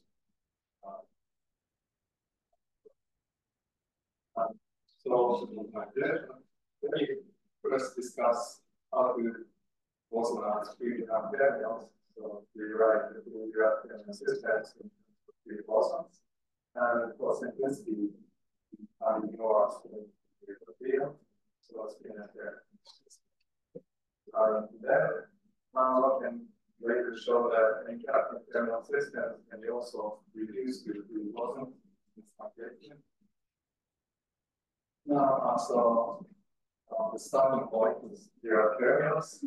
Well, suppose we have some fermion band with some exclusion, but we are interested in low energy excitations near the frame points. So we zoom in this frame point where it goes there, and so zoom out and then linearize the exclusion. And extends linear exclusion from -infinity to +infinity. Then the effective Hamiltonian for this linearized the fermions with linearized exclusion is simple form. Psi r is slowly varying part of the field operator, and that is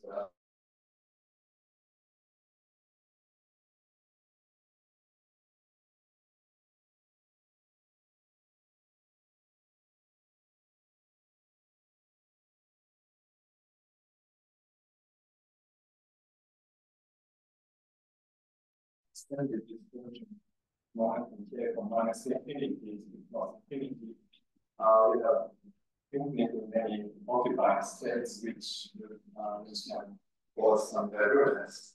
Therefore, to avoid this divergence problem, we need to introduce point splitting so that on x is shifted by epsilon. And then also I introduced this normal order notation of this column, which means that for this order, the line structure graph state. So the graph state of this system is fairly, which all the negative elements is solved. Then graph state is this value from psi from x and from y. This is simply by this from the outside space from minus infinity to 0. And since this integral is divergent at k equals minus infinity, to make this integral convergent and introduce positive decimal alpha, and then this one. So this is similar at x equals 1 and alpha equals 2. Now, then this density operator or current operator is, and let's consider the confrontation relation between current operator and density operator. So, side on our side, and I think we'll get this, and maybe it's in a delta function of x minus y, if we ignore epsilon 1 and epsilon 2, this is like upside down x side y minus side down x side x. With delta function of y, so it almost looks 0, but since we have some divergence going around, we have to be a little bit more careful. And we cannot just simply set x equals 5, but first we need to write this side outside as normal order part plus expectation value, which was calculated in the previous slide. So then in the normal order part, we can simply set, and we can simply use this delta function and the normal order part cancels. When we take the limit is no 1 and it's not 0. But there is 1 or 2 by something. Those is one become delta function in the limit of I think we use this delta function and then x minus 1 becomes x from 1 by 2 and when you so 2 is small, this is becomes the derivative of delta function. So we have no trivial combination. And the right hand side is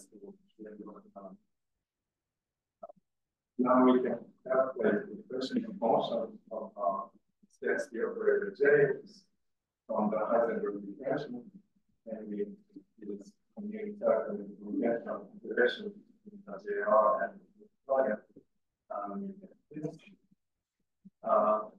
So we have a simple wave equation for right moving density.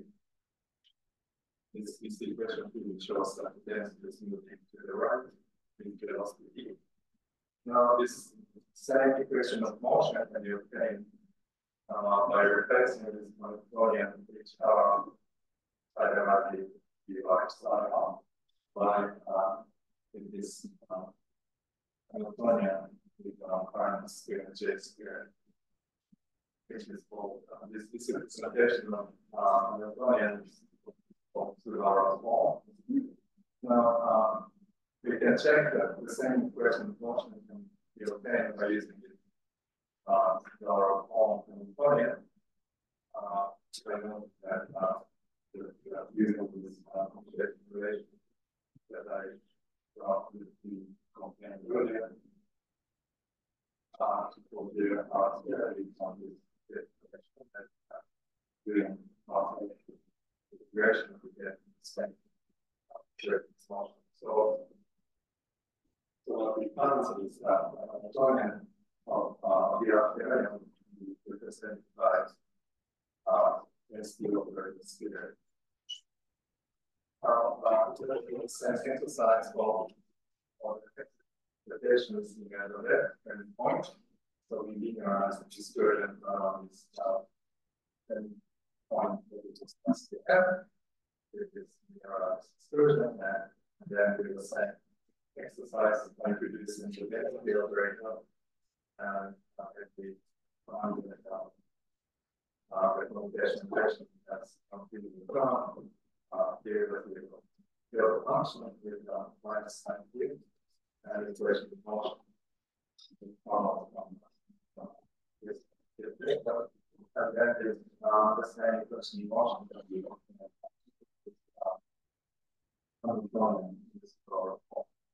so that's the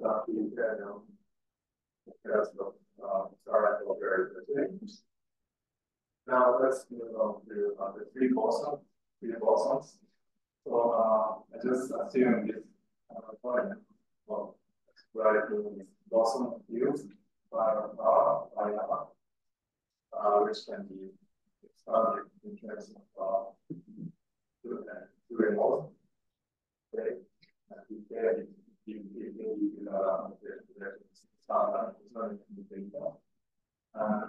by plugging this expression into this, integral the right time this expression. So dk is very involved with energy dk. Now then we get the expression in multiplication expression of the field by our x and by our y. It's one function and that derivative is like y. We get this other function. This shows that if we regard by r as a coordinate variable, then you find the y is that it's more than one. And using this direction, we can derive the equation of motion for the Hamiltonian field by simply calculating from this convection between phi and Hamiltonian. It shows that this Hamiltonian field is moving to the right, positive x direction, with velocity v. And this expression of Hamiltonian expression motion suggests that we can identify the density operator of fermions with dx. So yes, the operator of fermions side by side with point speed can be identified dx. And since so it's being operated and considered as a part of the institution.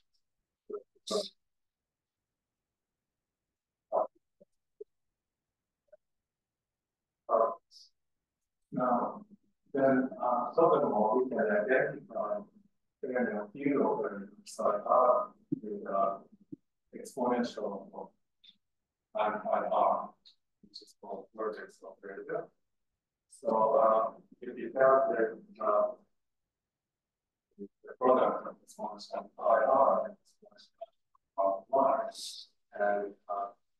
and try to exchange these three exponentials using the standard algebra of the operators, then we find that these two exponentials are against y. So this is fermionic operator. And we can also check the commutative relation between exponential pi r and d by dy. this or apply using this duration time. This is given this function as the function and this function which is like the correlated means IR cycles. So this also suggests that the design application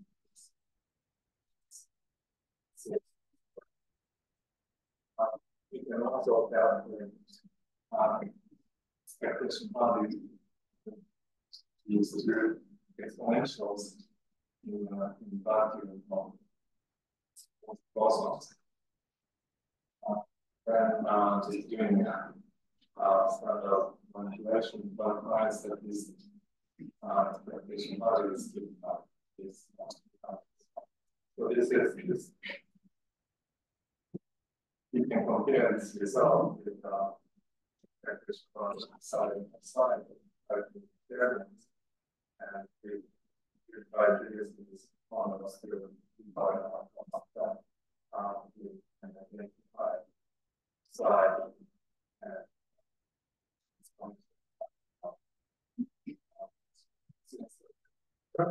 okay, also check that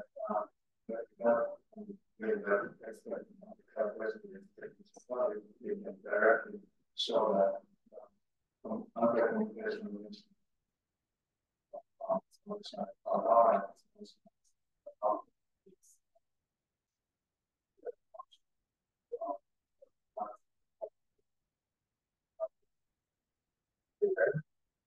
so the same exercise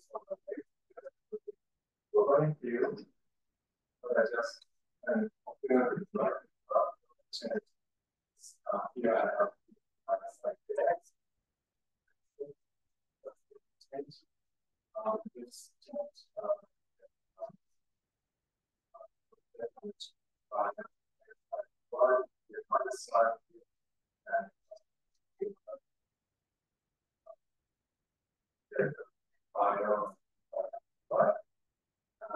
then given this formulated progression motion is given by this expression showing that the RL is indeed the field that is moving to the next minus x direction in velocity and identify the still great effect.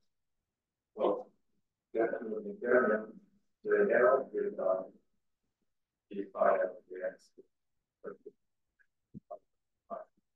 also similarly the field over the area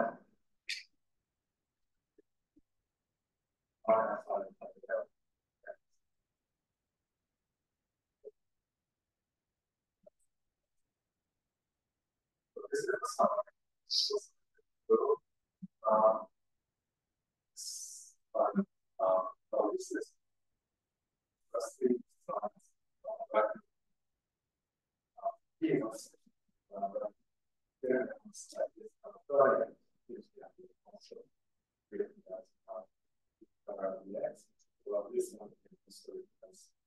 there are still fall the current movement yes you can operate they are slightly size but yes small and you start the organization so there more or less the same but there are some minus even there.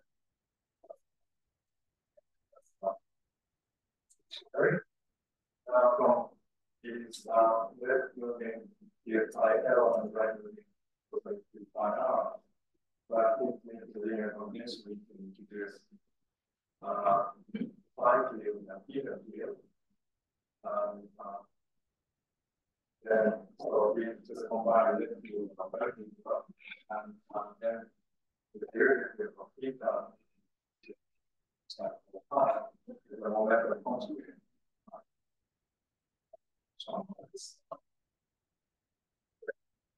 So a combiner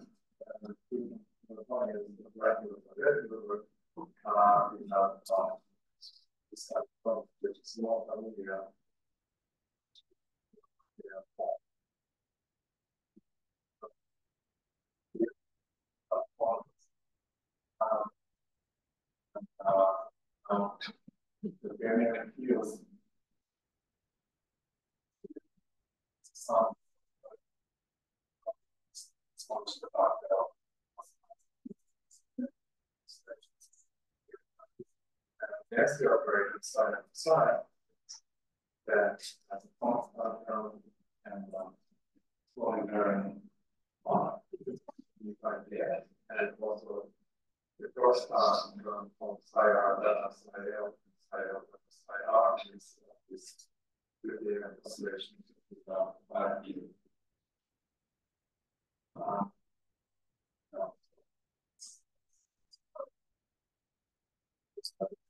Right. Other parts of the school space. One of the chance from naturally here when we consider strongly correlated systems, for example, if you consider models that you have other models that you target other models.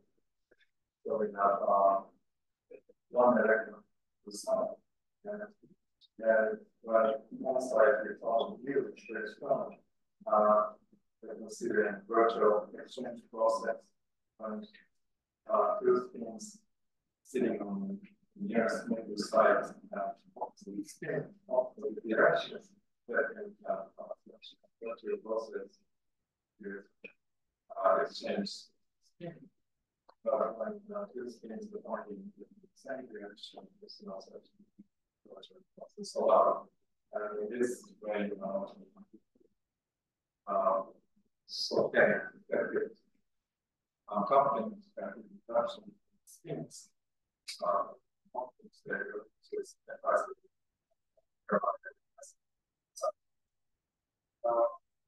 so that was the question that we consider a slightly different model. So instead of constant independent model, we have consider X and Z models.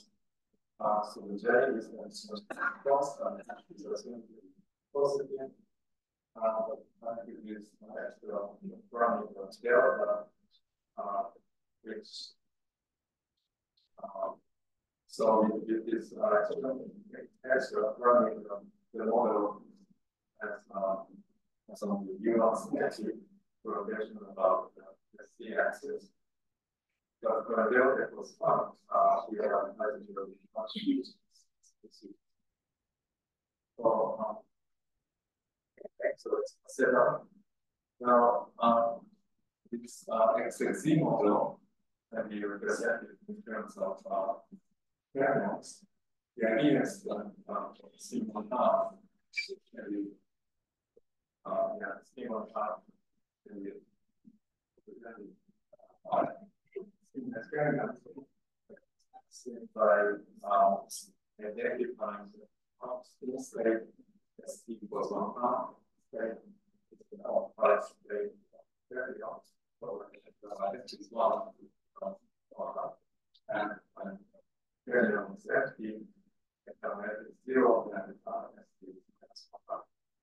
so multiplies the variable is in up and down and direction. Then there is an operational scheme, it's plus, and you consider it inside. But since string operators, it's only variable operators to make these operators on different sides, the other way we have to do this is to string operator function by sides. Now, by doing this, John mentioned XXZ model planning can be given like this. So the first comes from SX plus X plus this y squared. Because it's near state of and then it saves the attachment to additional delta becomes this SCF operated by we understand that this delta is relatively small, so we start from this popping term as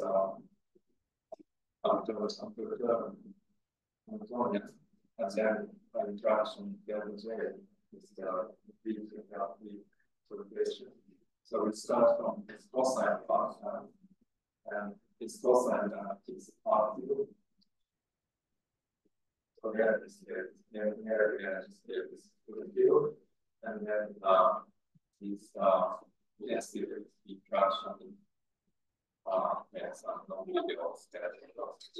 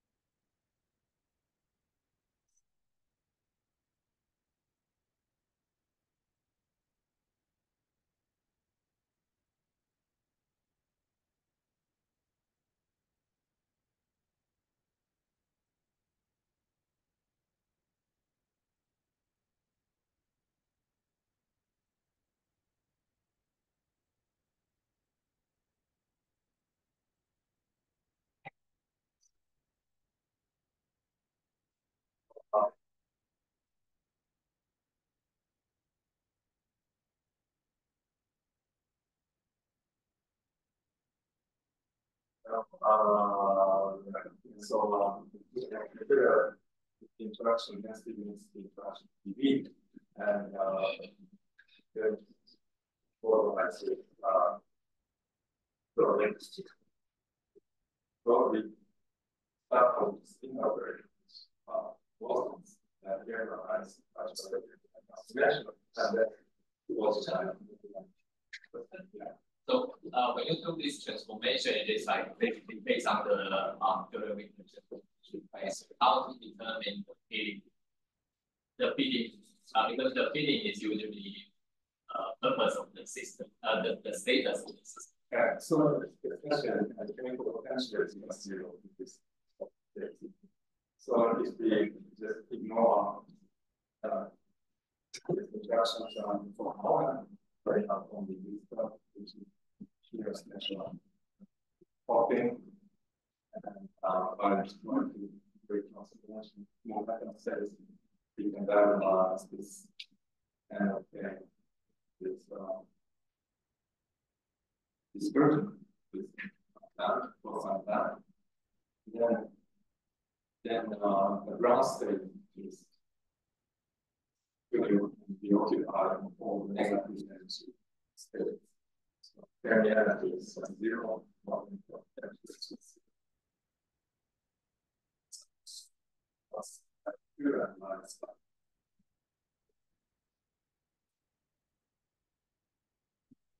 Minus 5. There are the great sign of this spirit line.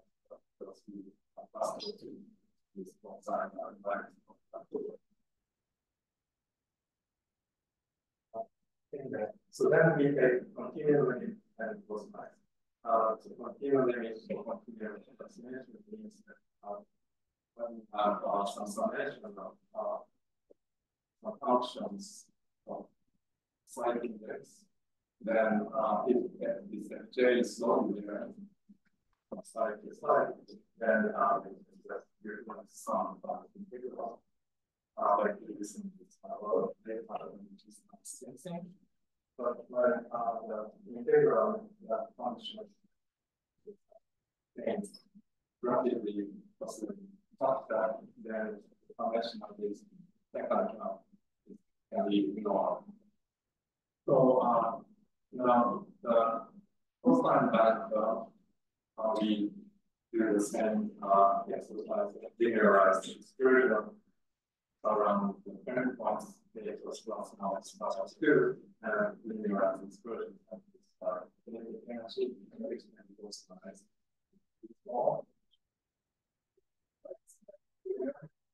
And then the density interaction coming from density is implies topic.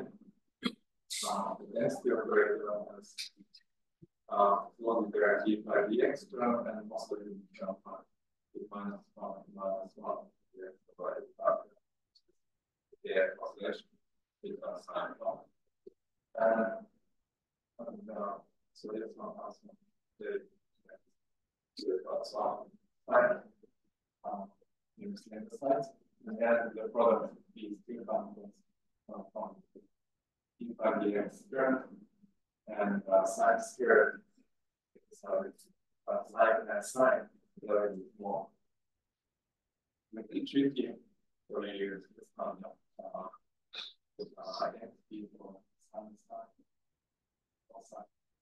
And then the first term with 5 plus 5 is reduced to this cosine, which is 16 by 5, but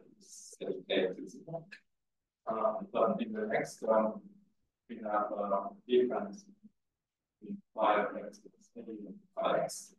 And this one is a little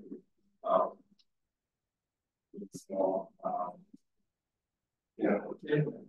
So actually, you need to do one more organ of this cosine operator.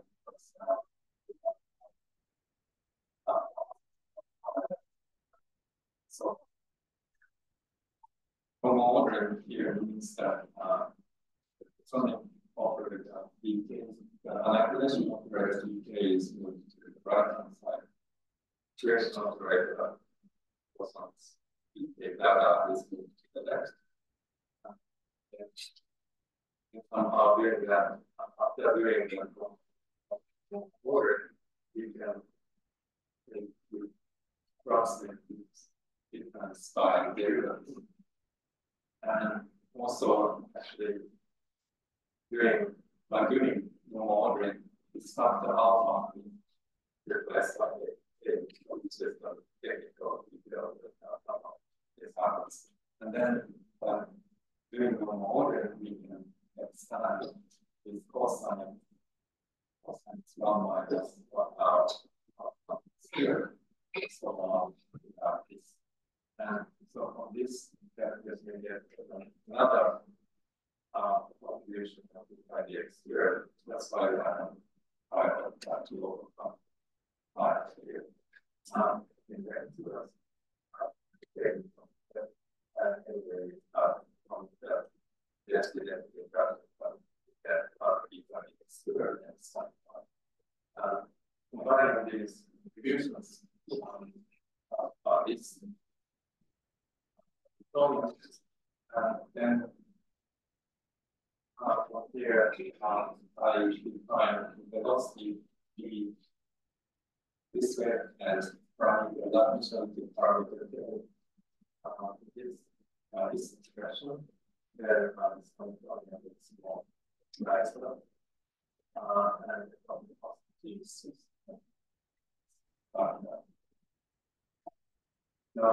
So should note that this notation from the K is 1 and delta is 0. point that delta is positive, is someone that responds to the positive environment. So the low-energy theory, which is sinusoidal model, this model we analyze using partial transformation. So we're going to the derivation of partial regression to use it use only a moment of scheme.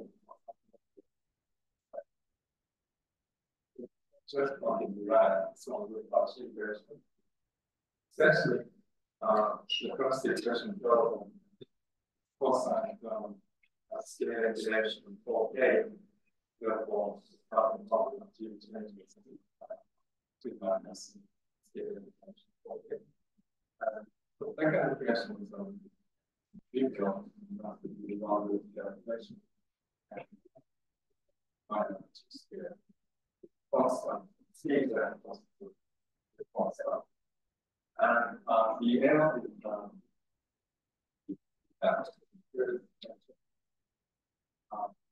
when we change system from L to L, or when we change magnitude of E to E minus D, which is so I will go with the low energy there and this is running the L.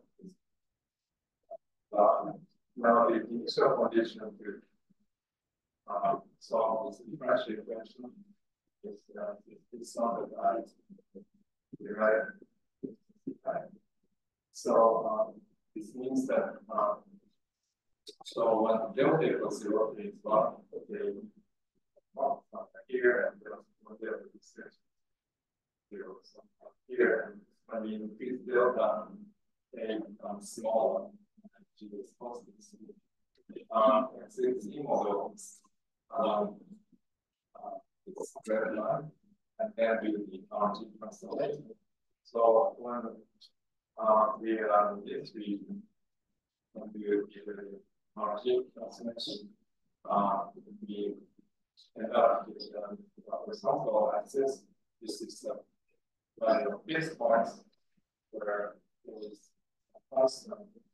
Is and is close to 0. But when we start from here, actually goes to its direction and it's not ready. It's not about the limit. Now it's narrow or rising for the state of the casting scale.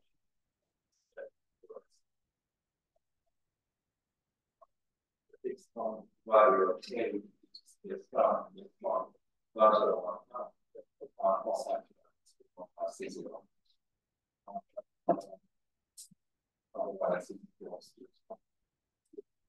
so like that analysis also considers solution.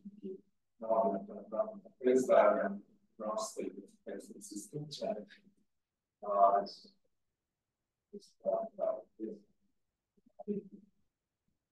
Picture. So there is another one where we have the brass that is to form the chair and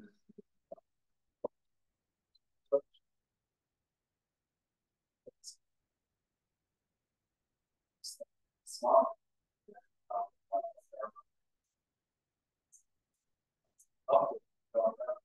That's all.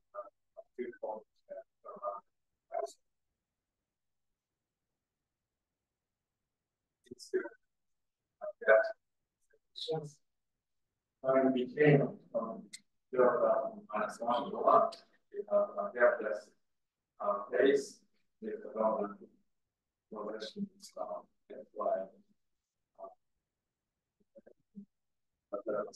here's a longer road. The velocity of the parameter, velocity, spin velocity is actually not to be to have this form in this definite here too. That would depending on the downside calculation. And this question is as a sort of the targets and the other slides on so the other slides on.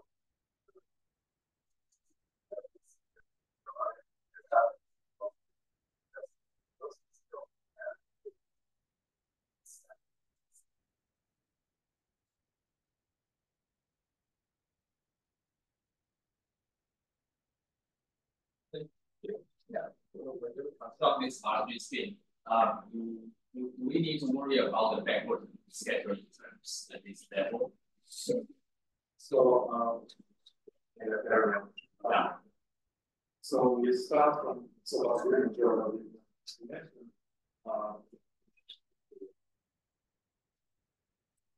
to these.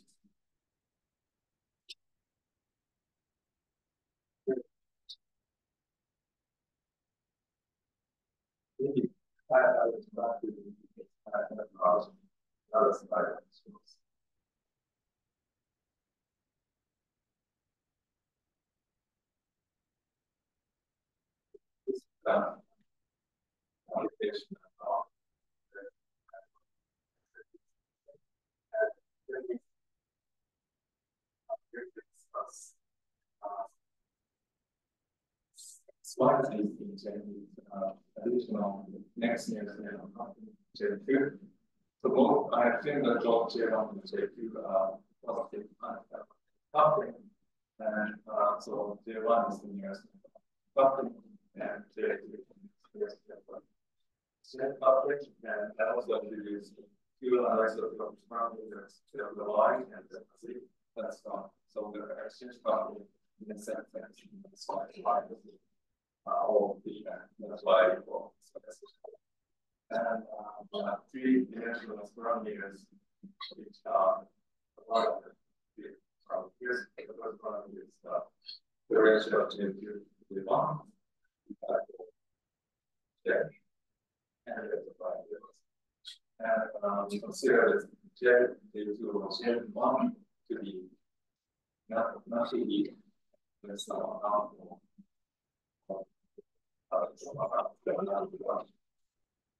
now, so volumes and this domain several symmetries. One type of symmetry is the final solution of two of the spin axis. We give the x but change the sign of this y star. So then you use a final rotation of x axis or final rotation of y axis. Also,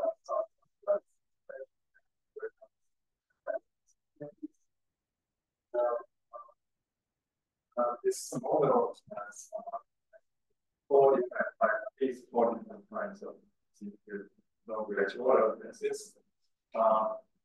Three of them are there. This is IT on the basis. So for example, when delta y and delta c are small and dominant functions next to the fx and 1 year device, the functions between sx and z. There they are obviously fighting for the x and x direction. Similarly, when delta y is big, then I think one is one dimension and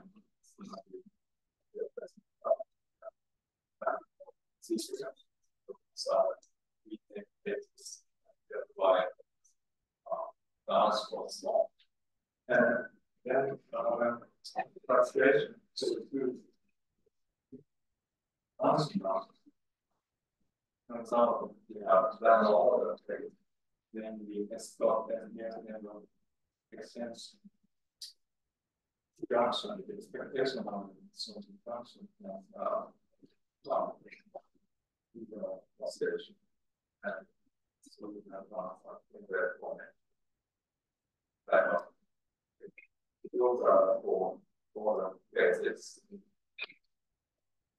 That NSYSU to NSYSU. So all the various the small things with very different symmetries.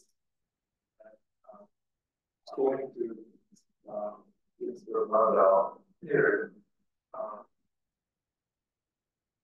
about direct continuous efficiency experiences because they have their solution very background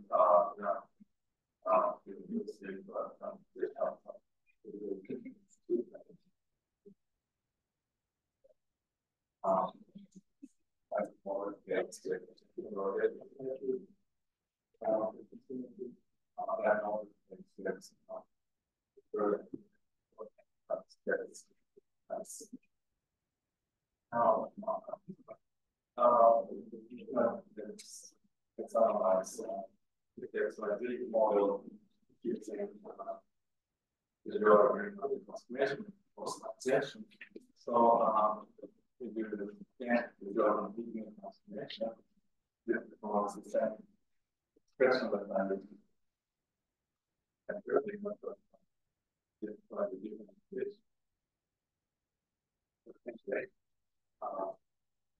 Essentially, where the other line was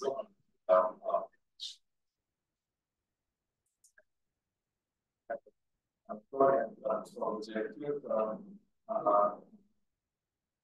without some extra the operator here, and so there are some, and then we create continuity by reducing the exploding very on and writing very on operators.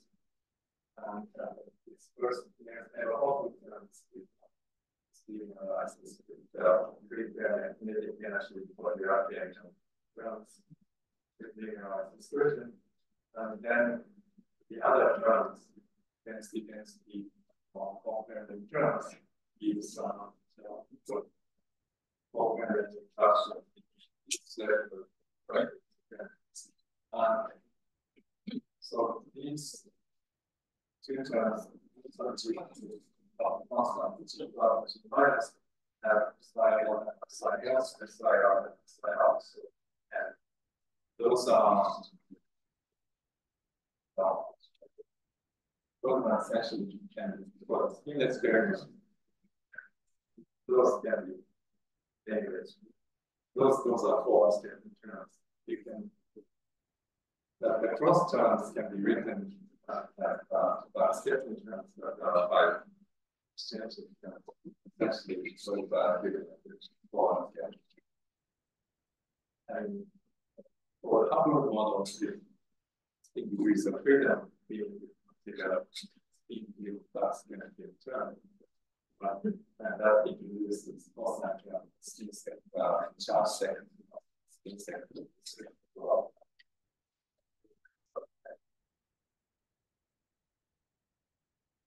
In this experiment, we have force scattering and neutron scattering. That's it.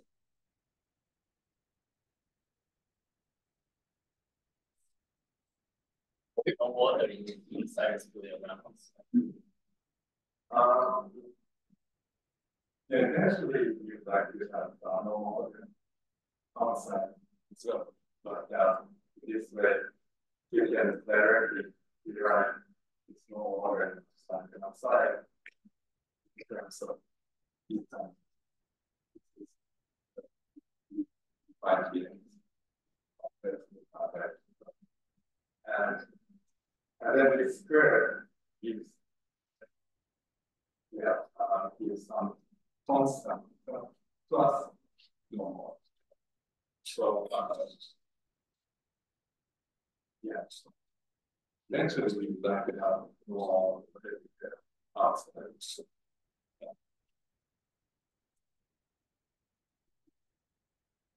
The difference is sort of the presence of additional constant. And then addition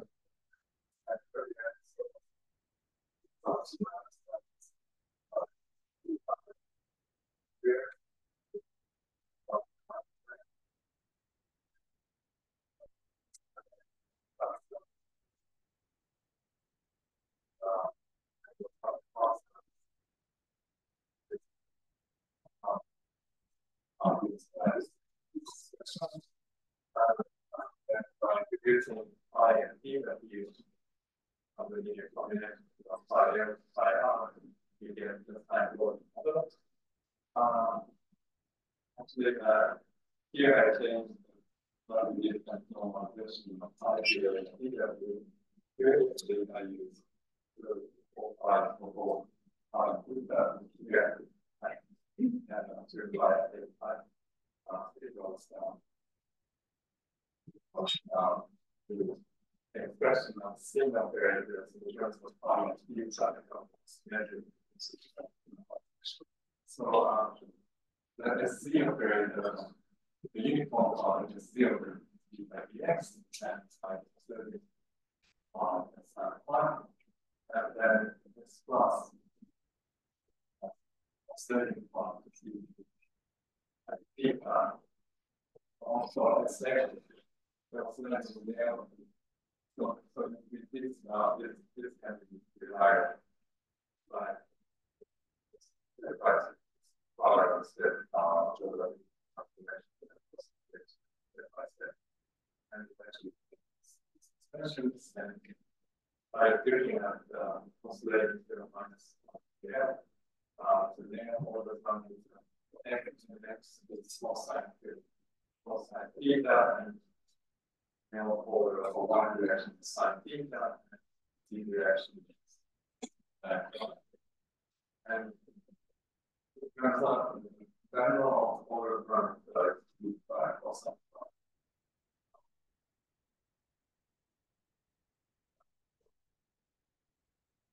Sorry.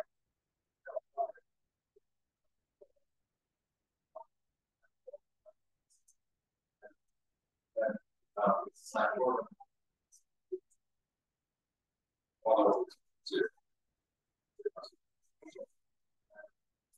It's also relevant because bigger than actually then when lambda pi the constant is positive, the pi cubes will be fixed. That means plus minus square root of pi, which makes cosine minus 1. Then you have the order parameter becomes not 0, that plus 1. For alternatively, constant then by the either 0 or 0, which makes on this cosine plus 1. Then we have cosine that line of the value plus 1. So this way, we have this order parameters and out of these 5 of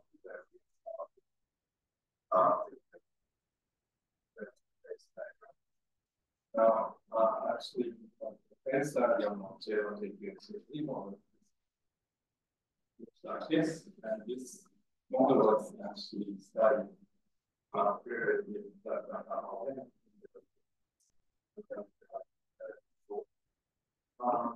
so this is the theory cycle model, and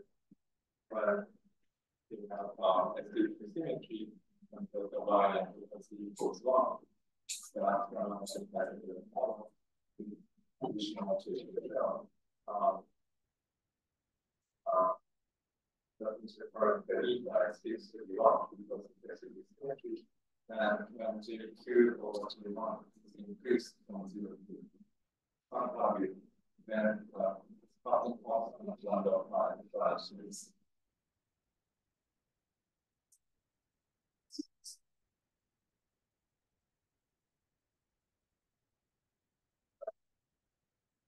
since lambda of 1, we have 2 order bases, and by increasing 0 to 2, lambda pi changes sign on positive negative, and that's how this transition passing on order bases.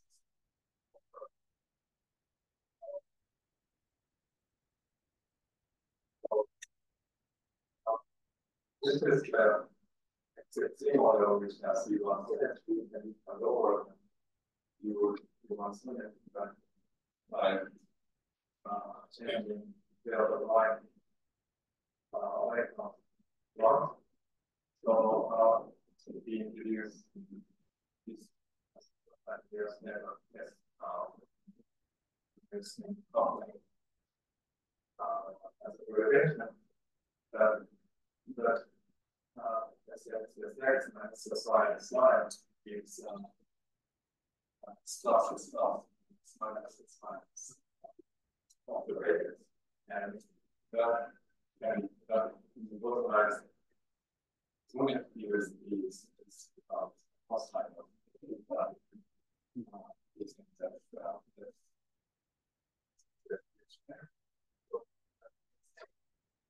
it's cost type relevant correlation that depends in the these values depending on the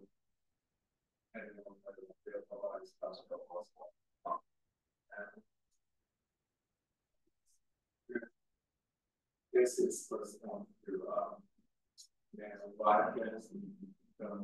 recognizing more the direction of light.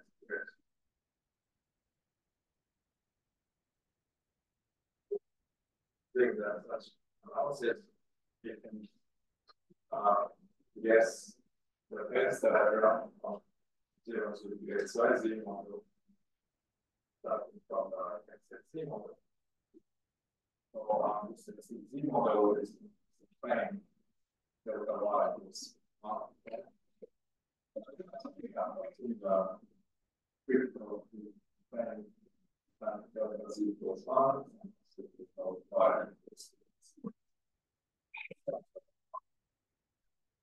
So, there's position between there or raising down, there's also critical planning. And these features can be understood by various ways, but we have done then the Fauci analysis around this as it was significant point.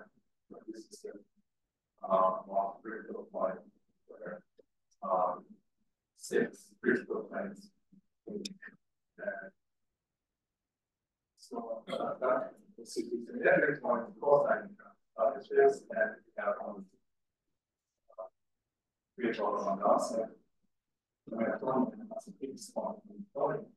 And then as a verification, when we look at on that, we see this verifications, and those verifications can be presented in terms of the current of the radius, which it's data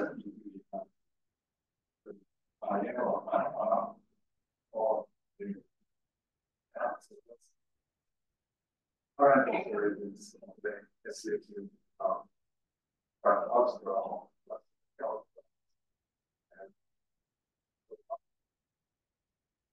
and then you can consider current interactions as a correlation. JX, the product of J's that's applied to component, and then with this yes, right, and opportunities is with the sample model. That's clearly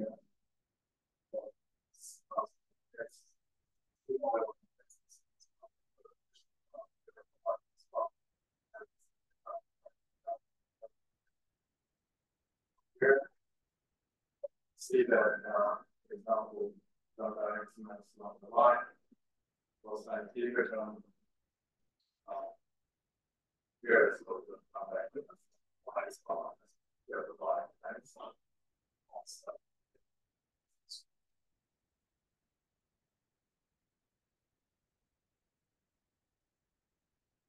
comparing correlated terms, if the square and by square, you see that that is by further for small number of things, it's not if there's a lot of and then what can write down or do question if I know that the scale dimension most time 5 is 2 of beta and beta is lambda c, so like lambda c, so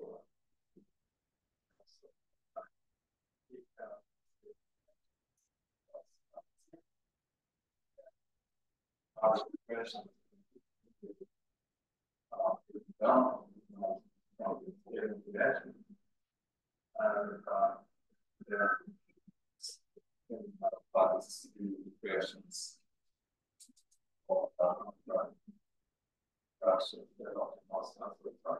questions then from that setting reference line is 0, we see that there are 3 lines of fixed points.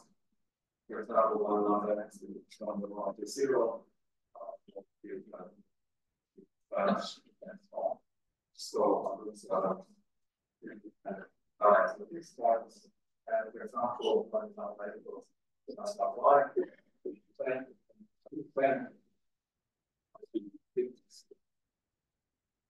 assumes that the y was 1.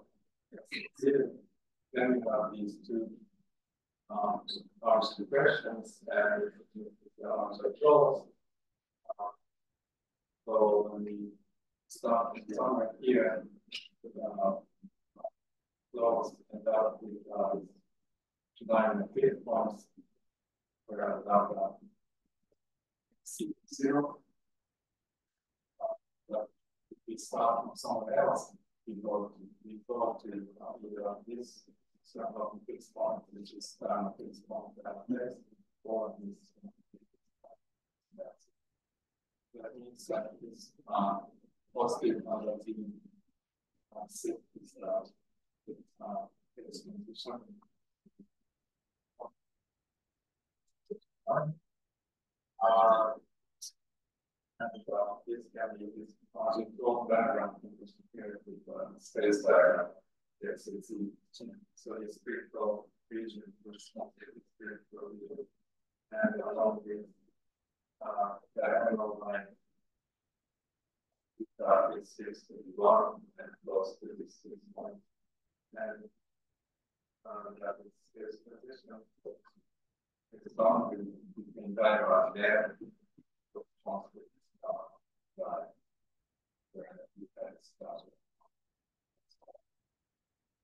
And the same analysis for other planes and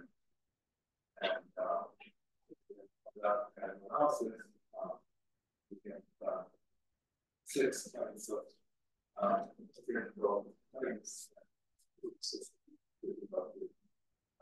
visualize. But this is there's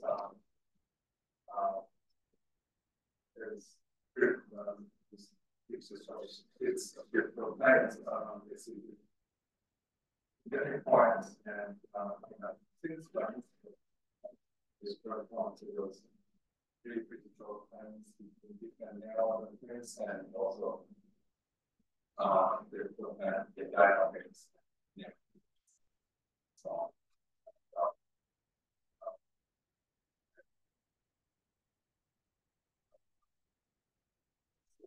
we consider I hate so much, but if we are in the case and suppose for some reason we have to enable case that so the case minus is the 205 by 8 or 3 times 205 by 8 and enable then in my case goes to square root of magnitude where then all project is so the enable of the LC is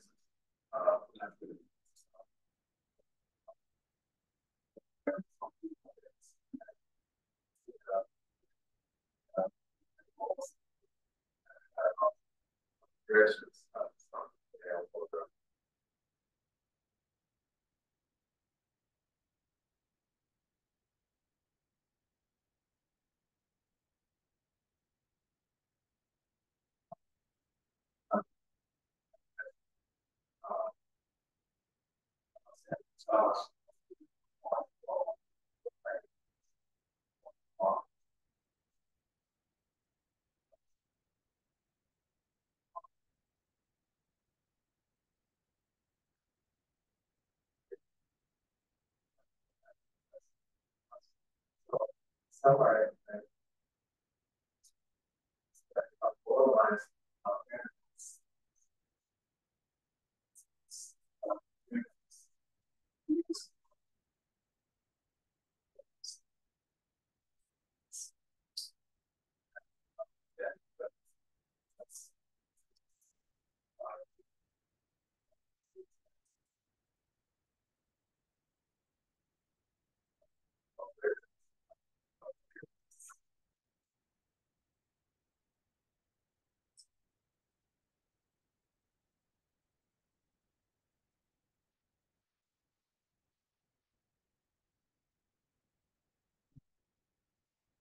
Thank you for a very interesting talk. I have one question regarding the RG. So the map is Hamiltonian out to the boson, right?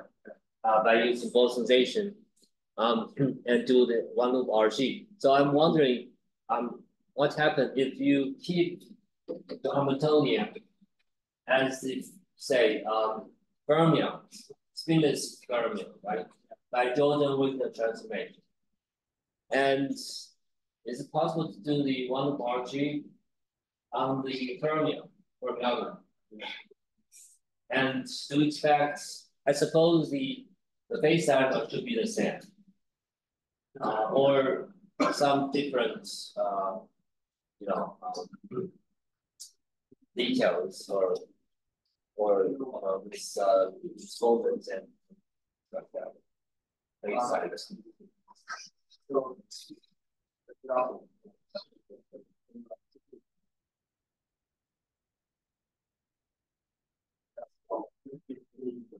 If you're interested in correlations, Kepler space, this Kepler space, so one to theories, three blocks. There is irrelevant and close with the three blocks, and then you can have the rotational function. There is to be three blocks. Still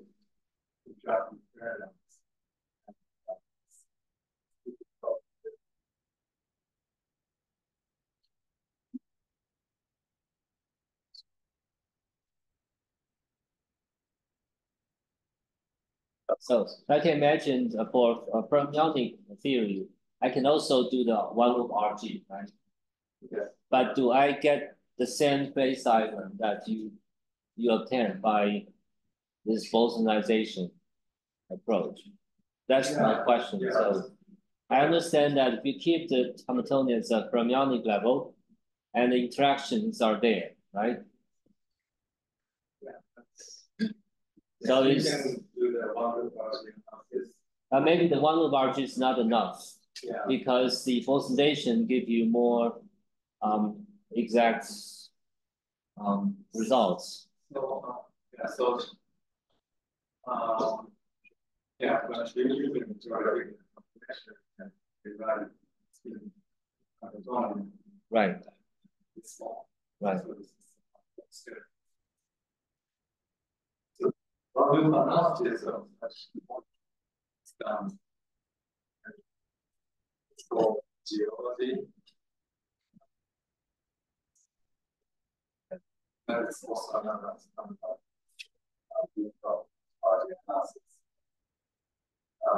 So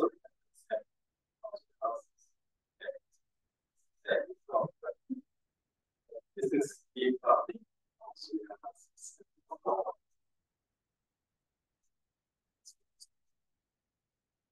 That's the sample. So, it's just well.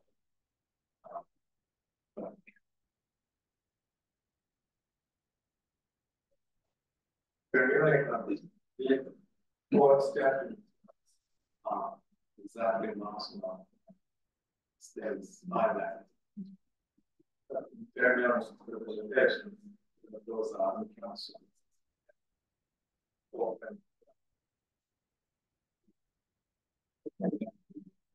Not so It's more complicated. Thank you. It's possible to get like sensor charge less than 1 delivery from this whole issues. For example, any class models.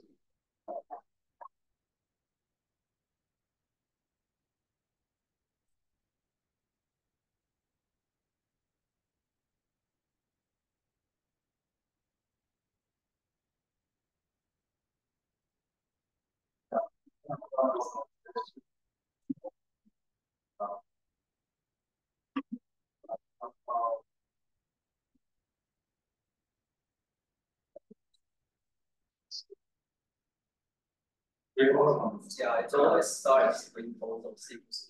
So I guess I can get C larger than 1 secret 2 copies of 3 both. But that's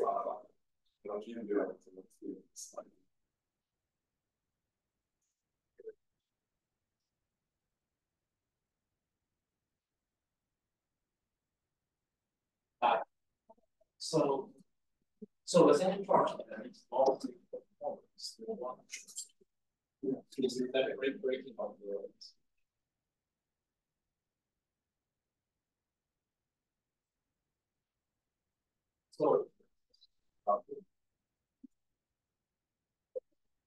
So it's by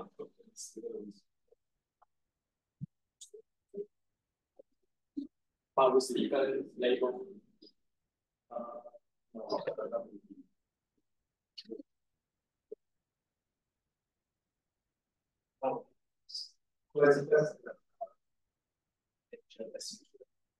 Yeah, alone is very good. Yeah. Yes.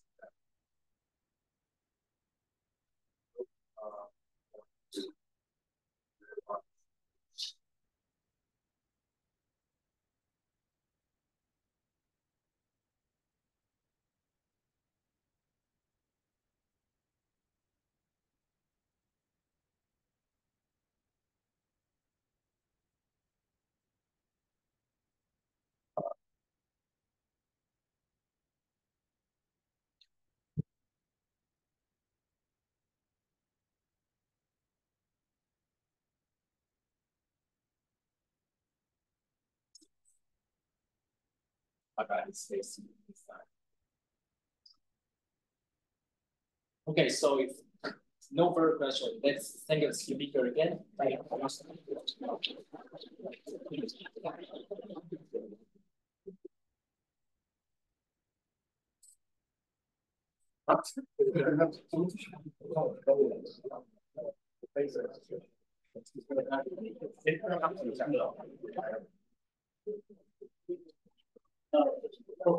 Professors, organizers, speakers, please go to room 247 to have lunch. The room here is very crowded, so want to search here. Yeah. Room 427.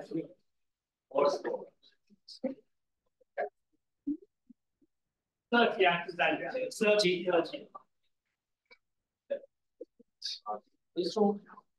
427. Yeah.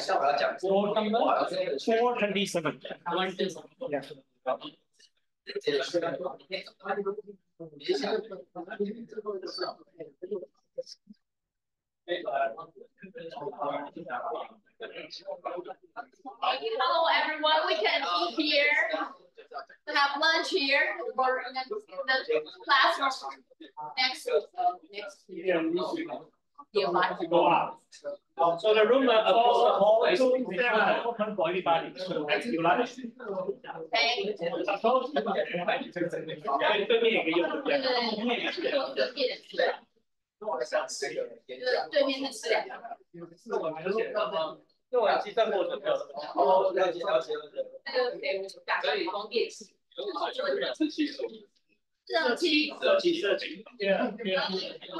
Professors or lecturers can go to, speakers can go to 427 to have lunch, okay?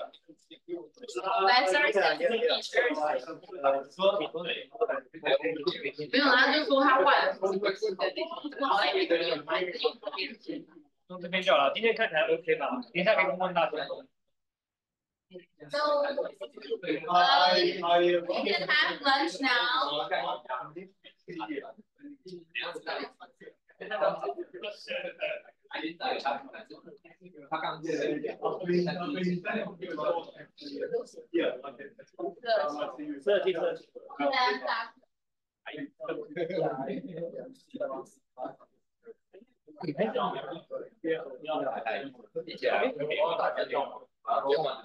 就快乐的对，所以应该还好。所以要找那个没关系，